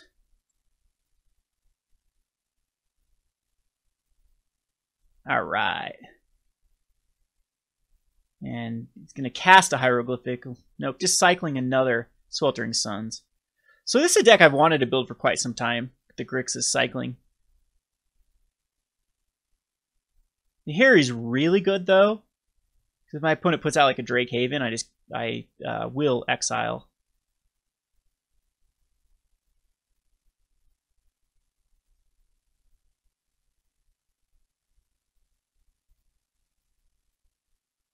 And at this point, do I care about a Goblin Dark-Dwellers? No, I don't.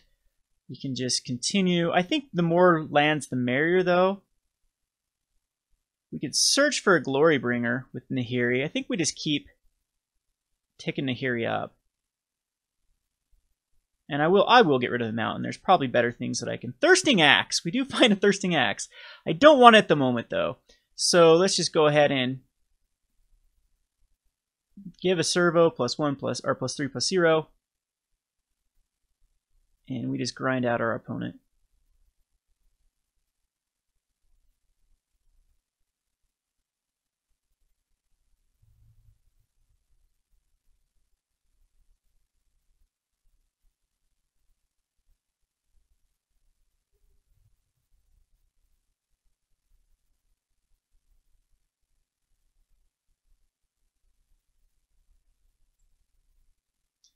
I'll put that on bottom as well.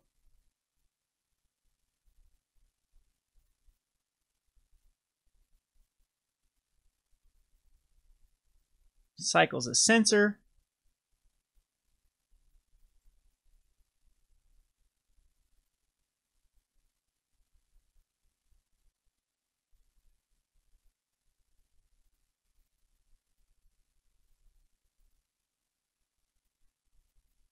And just gonna... Nahiri pretty much just shuts down what my opponent's trying to do. Chandra here as well. This, I think we want Painful Truce in this one. The grab strategy, I think we can get rid of all of this kind of stuff. I think Torrential Gearhook is going to be in this particular match, but we don't need a lot of this sort of card. So the Collective Brutalities come in. Anguished Unmaking comes in. I have an inkling that there is some sort of enchantment that we need to kill. Unlicensed Disintegration can also come out. It can kill Drakes. For example, if Drakes are a thing. This is just so... We have a lot of just dead cards. Bone Splinters, I would even say, are pretty much dead. At this point, like even a Sweltering Suns might be better to kill all the Drakes. Yeah, we don't have a lot. So I think that Wrangles and Hijacks still need to stay in. The favors are just better than nothing. We'd have to bring in 9 cards. The Carries of Expertise and Wrangles are probably the right card. And then the most flexible card here is probably going to be the Unlicensed Disintegration, I would say. As it can kill off like those random Torrential Gearhulks, if there is a Torrential Gearhulk. And I assume there is in this particular deck. So you could say, okay, just bring in the Dispossess then. But I didn't get to see any information. Torrential Gearhulk's got to be in here. So I am going to bring in just one Dispossess. Another keepable hand? I guess Fling wasn't the right card to stick in either.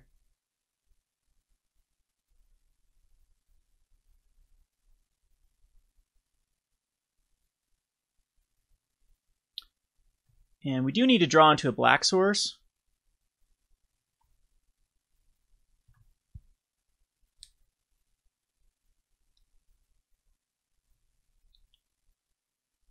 And maybe Prize Amalgam is actually still in this particular deck. Again, we didn't see really anything but just a bunch of cycling cards. And yeah, that didn't really...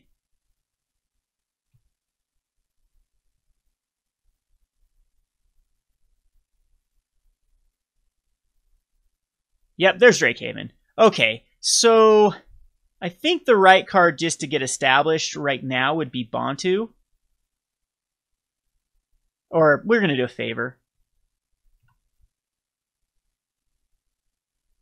That way when my opponent starts cycling cards, we can use them against him. At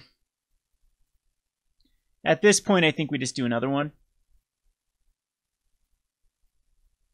Unfortunately, we missed a land drop, but we did hit all the other ones, so could get countered. Don't care if it does. I'm sure there'll be some cycling. And there is the Drake number 1.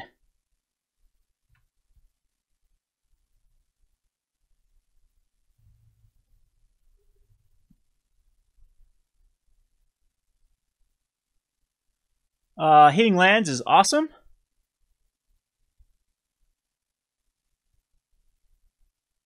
We will wrangle the Drake.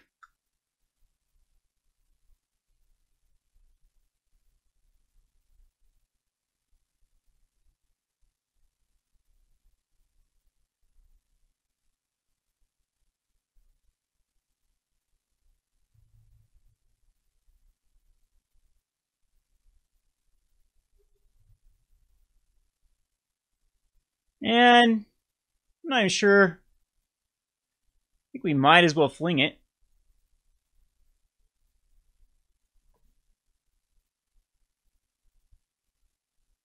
Might as well bait out a counterspell. It's 6 damage.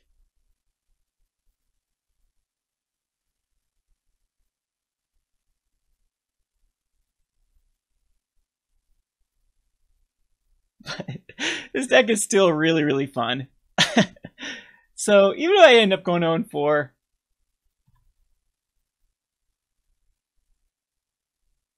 hey, and that was a Drake we got rid of, by the way, that sensor. So I'm definitely okay with it.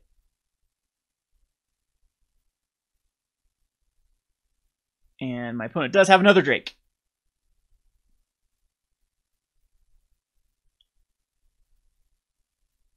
Tormenting Voice with a Fiery Temper with 2 Drakes. Wow. No 2 Drakes. Okay, so it didn't trigger off the Fiery Temper because I guess it goes into exile rather. Ugh. Thought it did work that way. We'll have to see how.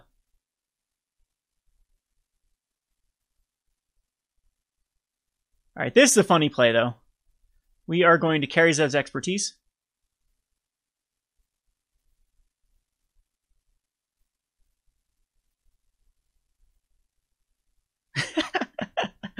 Oh, that's hilarious.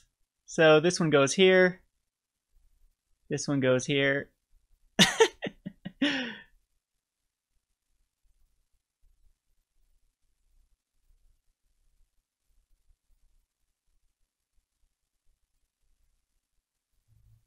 The thing is, my opponent establishes, basically, they draw cards for everything.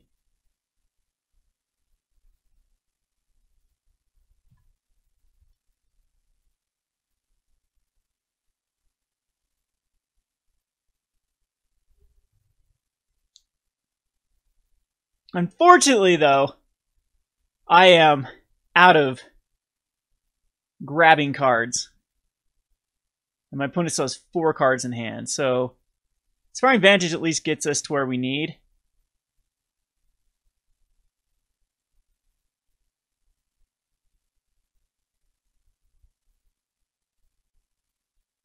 This should have to get countered. Really? So Dispossess ends up being weird. I might just die here at the end. Yeah, crazy how many Drakes my opponent can create. Because everything cycles. And the Sweltering... Okay, so I'm not quite dead. But still in kind of a bad shape that we didn't draw anything to.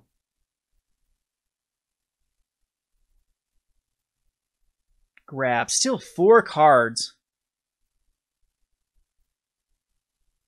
There's Drake Haven number 2.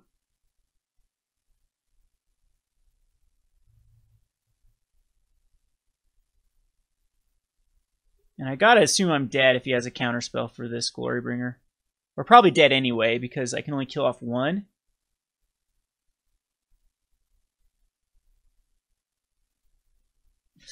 Ah, Censor.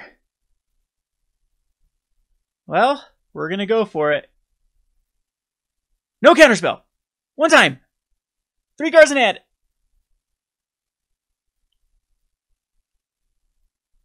Does it hit?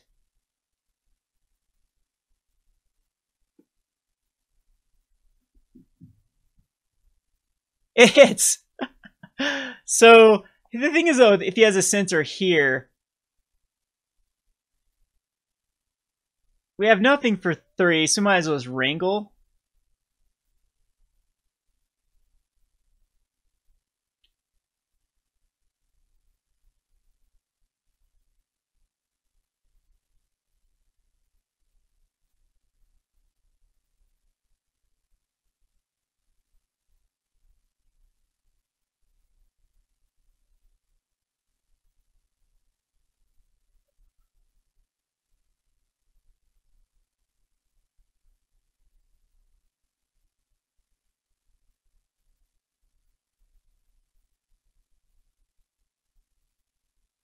So what could be in my opponent's hand that can stop this? 3 cards, no censor.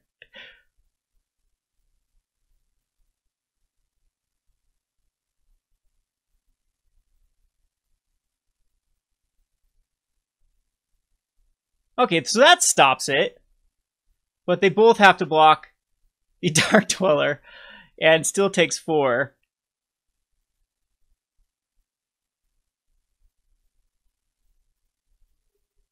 Goes to a 2. Well, Evolving Wilds, just to go grabbing their black source here.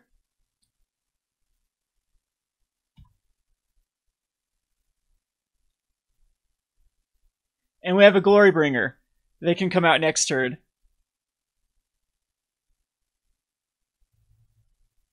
Really? My opponent does not respect... Well, because it's probably pretty easy to come back from this. I have nothing that can deal damage. And I'm assuming my opponent has a counter spell or something like that to deal with Glorybringer.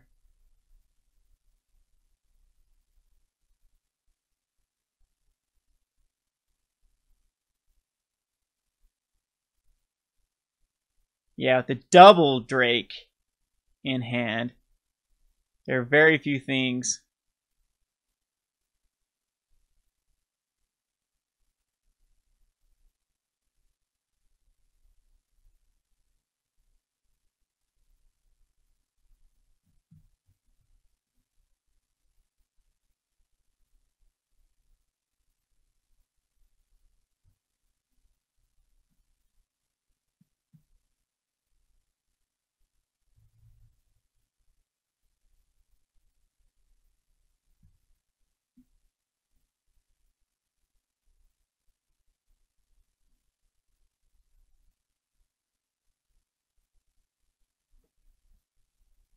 Ah! Does have that, and can create 2 Drakes.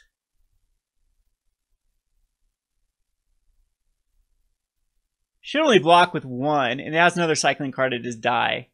Really? Oh no! Oh no! I want him to block with both. No cycling cards. Oh! Yes, we're alive.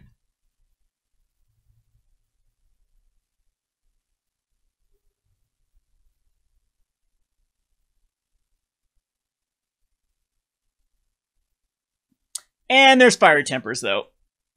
Okay. Okay, so Dispossess, I don't think there's Torrential Gearhulks in here. We don't have enough ways, really, to deal with the... I might actually just put in a... Sweltering Suns of my own. So Dispossess out... Where is that thing? Bontu. Bontu does have Menace. And it gives me something to do.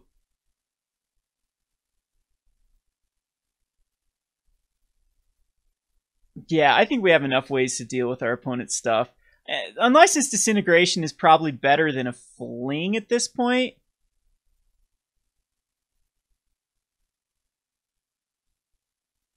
No, I still think Fling's better. Just a 1-1. Alright, so yes, we like to play first. We'll keep an Anguished Unmaking. That seems like it's a really good card. Plus a Goblin Dark-Dwellers.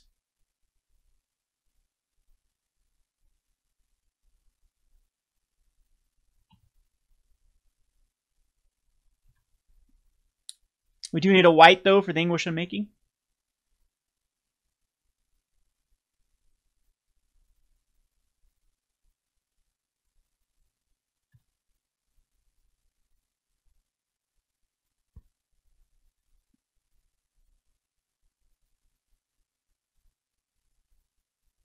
And there's a card cycled. So we will...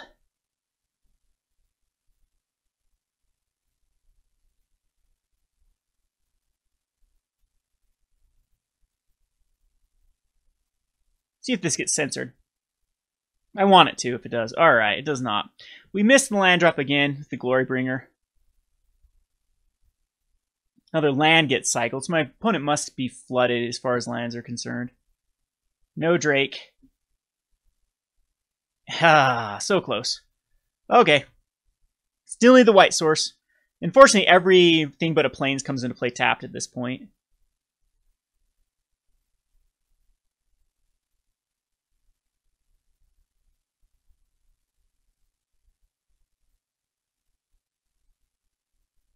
And he found the Drake Haven. So a white source for Anguished Unmaking would be huge here. That was not what I wanted to see.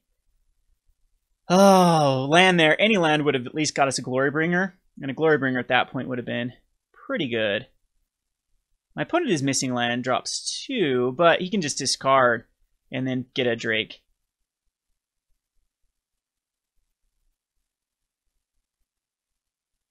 Which is actually fine because we can Wrangle it. And then do 4 damage.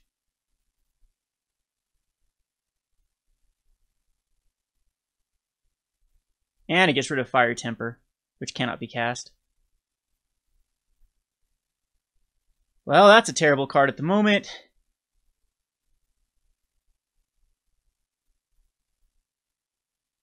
We're both struggling to hit lands.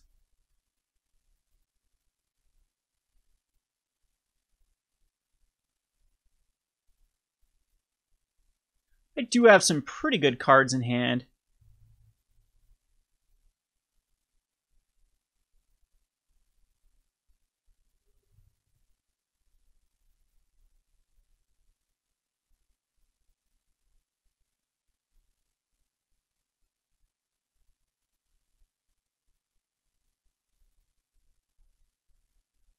See, no cycling card for 1 either. So it might have some 2 cycling. Did hit the 4th land.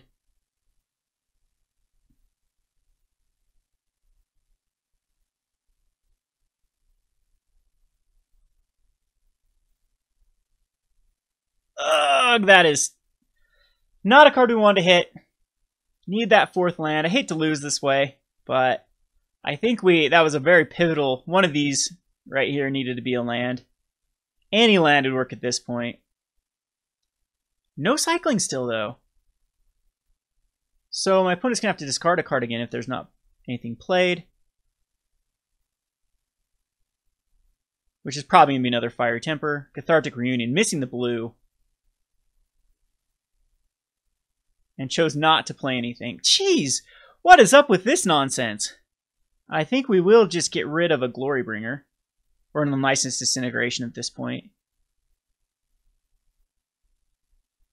But it's pretty bad luck there. Not hitting the land.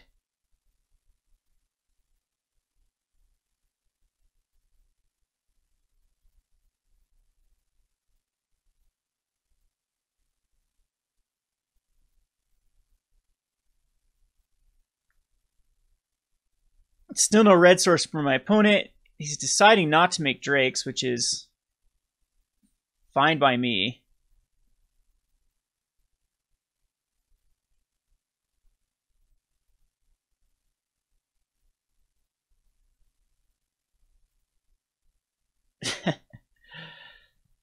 I think at this point we throw away a Glorybringer.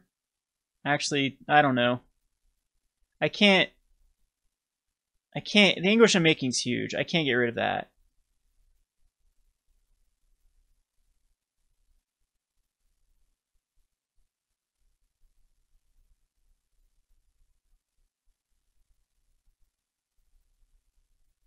And I think we're just going to keep doing this.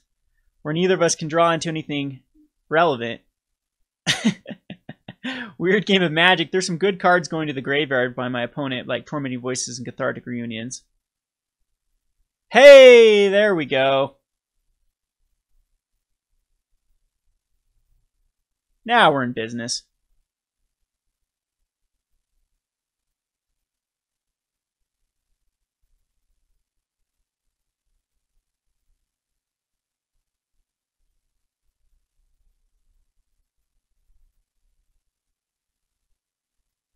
So, going to cycle away the pools. Wants to hit a red source. Not make a Drake. There's the red source.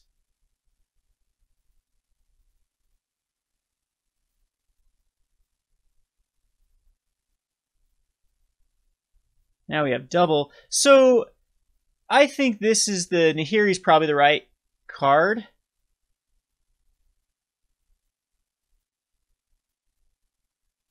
And there is a negate. Okay, well, that's a thing.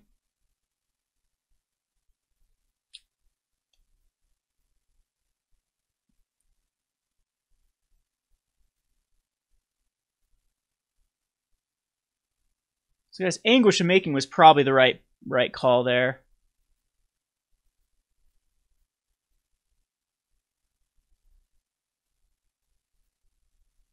Hidden Stockpile is actually really good.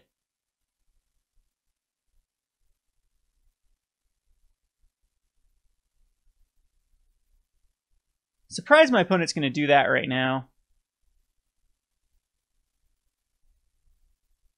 So I actually don't even know if I care about the...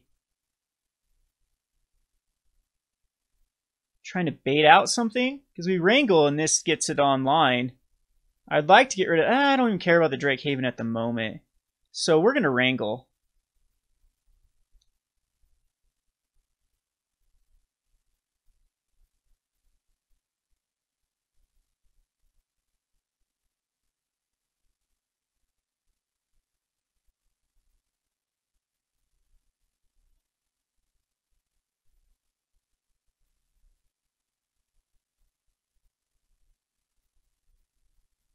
You know, Lightning Axe's own card.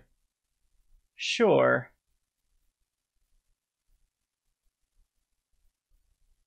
Yeah, that's fine. Still has 6 cards in hand.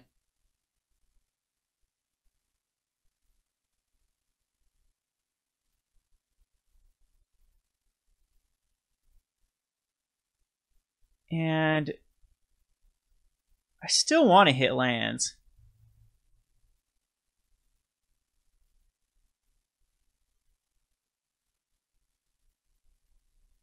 Still a lot of Censors and Negate type spells left in my opponent's hand.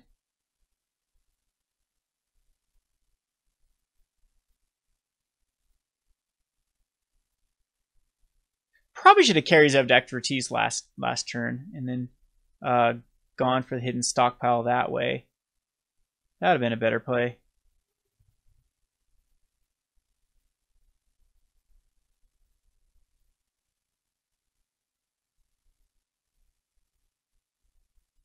Mountain is good though. This allows us to 1, 2, 3, 4, 5. We're just gonna go Kari Zev's Expertise, and then allows us for an Anguished Unmaking.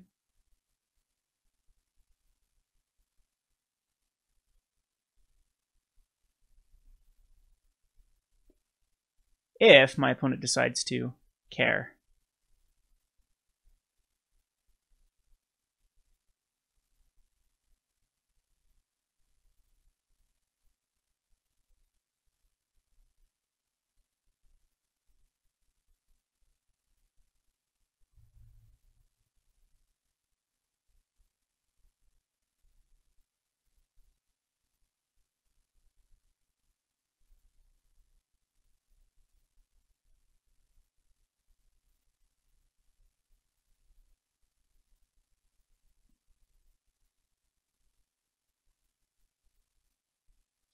That is actually pretty good. I'm going to probably pass to my end step.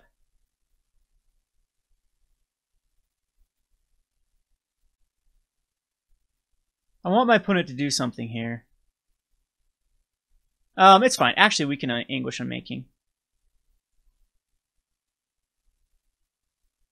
See if there's another negate. Awesome! That is one of the win cons down. Now, my opponent has gone through quite a bit of draw spells, too. Surprise! Yeah, just going to cycle away.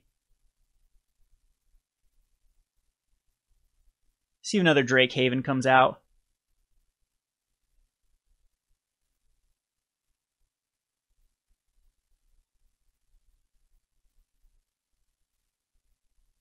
Really? Going to go after the servo?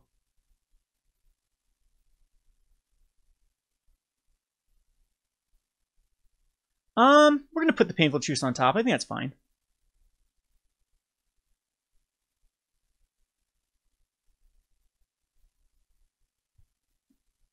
And did not get a Drake Haven out of that. So this leaves us a nice Painful Truths.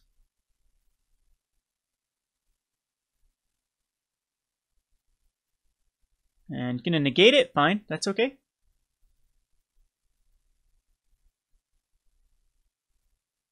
But our Hidden Stockpile is shut down a little bit at the moment.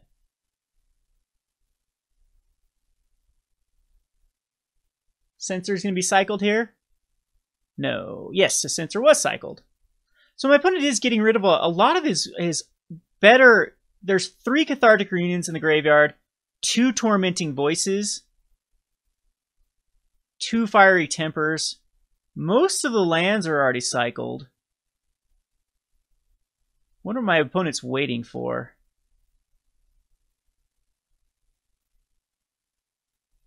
We'll do Bontu.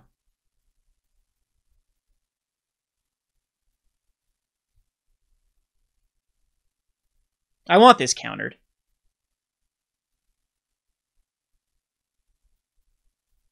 Another cycling card without any. Okay, good. We wanted that countered. Because Bontu is actually pointless. In fact, I might have just Hidden Stockpiled it away. I mean, it's a good combo with Hidden Stockpile once we get it going. But so far we don't have any. So there's another site. 1, 2, 3, 4, 5. 5 of his cycling lands. Cathartic Reunion of Fiery Temper is going to be going to my face. That's the last Cathartic Reunion.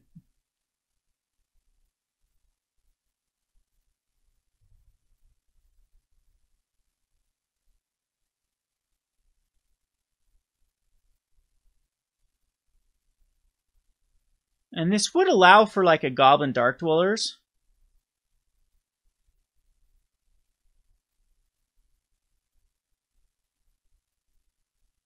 See if a negate is still in my opponent's hand. Nope, and that is going to be very good.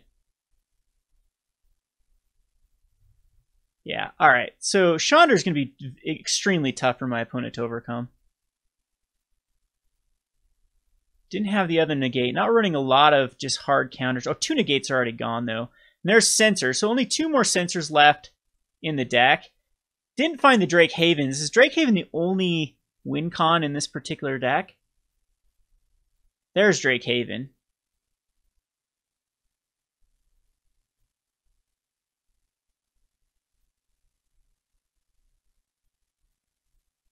But at this point, we can...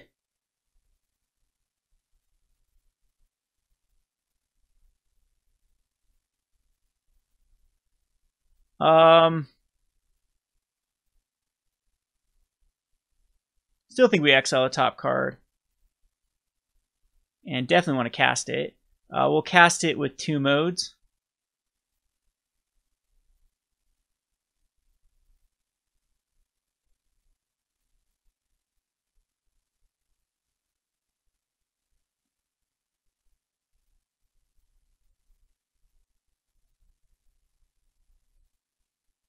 And just discard this Canyon. And this should give us some information of what is in the hand. I'm just going to cycle these Sweltering Suns. And that's kind of a bad move because this allows us for Goblin Dark-Dwellers. If I care at this point, we can get rid of a Lightning Axe, Bedlam Reveler. So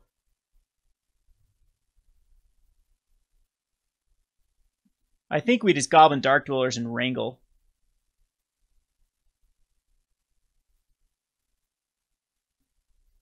Rather than Anguished Unmaking.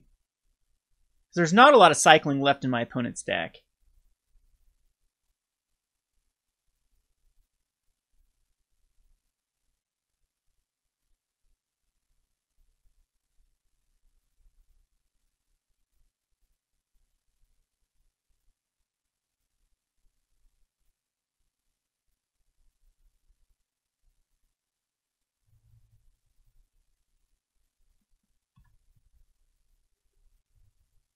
All right.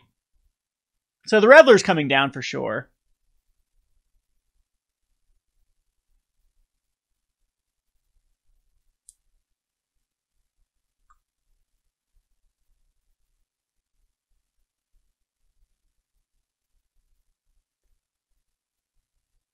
But we have a lot of play. Ooh, maybe I should have. Could he get another counter spell at this moment? I could go with Goblin Dark-Dwellers for the Collective Brutality.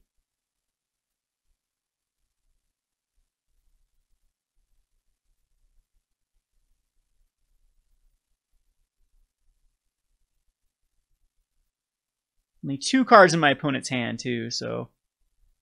And it was an Essence Scatter.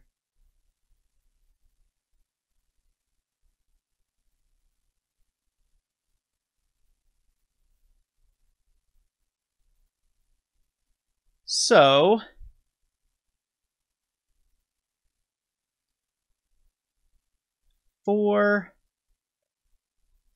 No, we're going to add mana.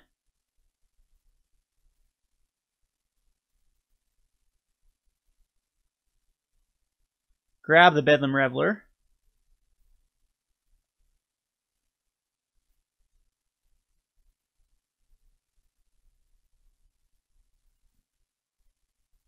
And we know that... Oh no, he discarded Drakehaven, so yes. Attack with all of them. This should force out a block on the Goblin Dark-Dweller.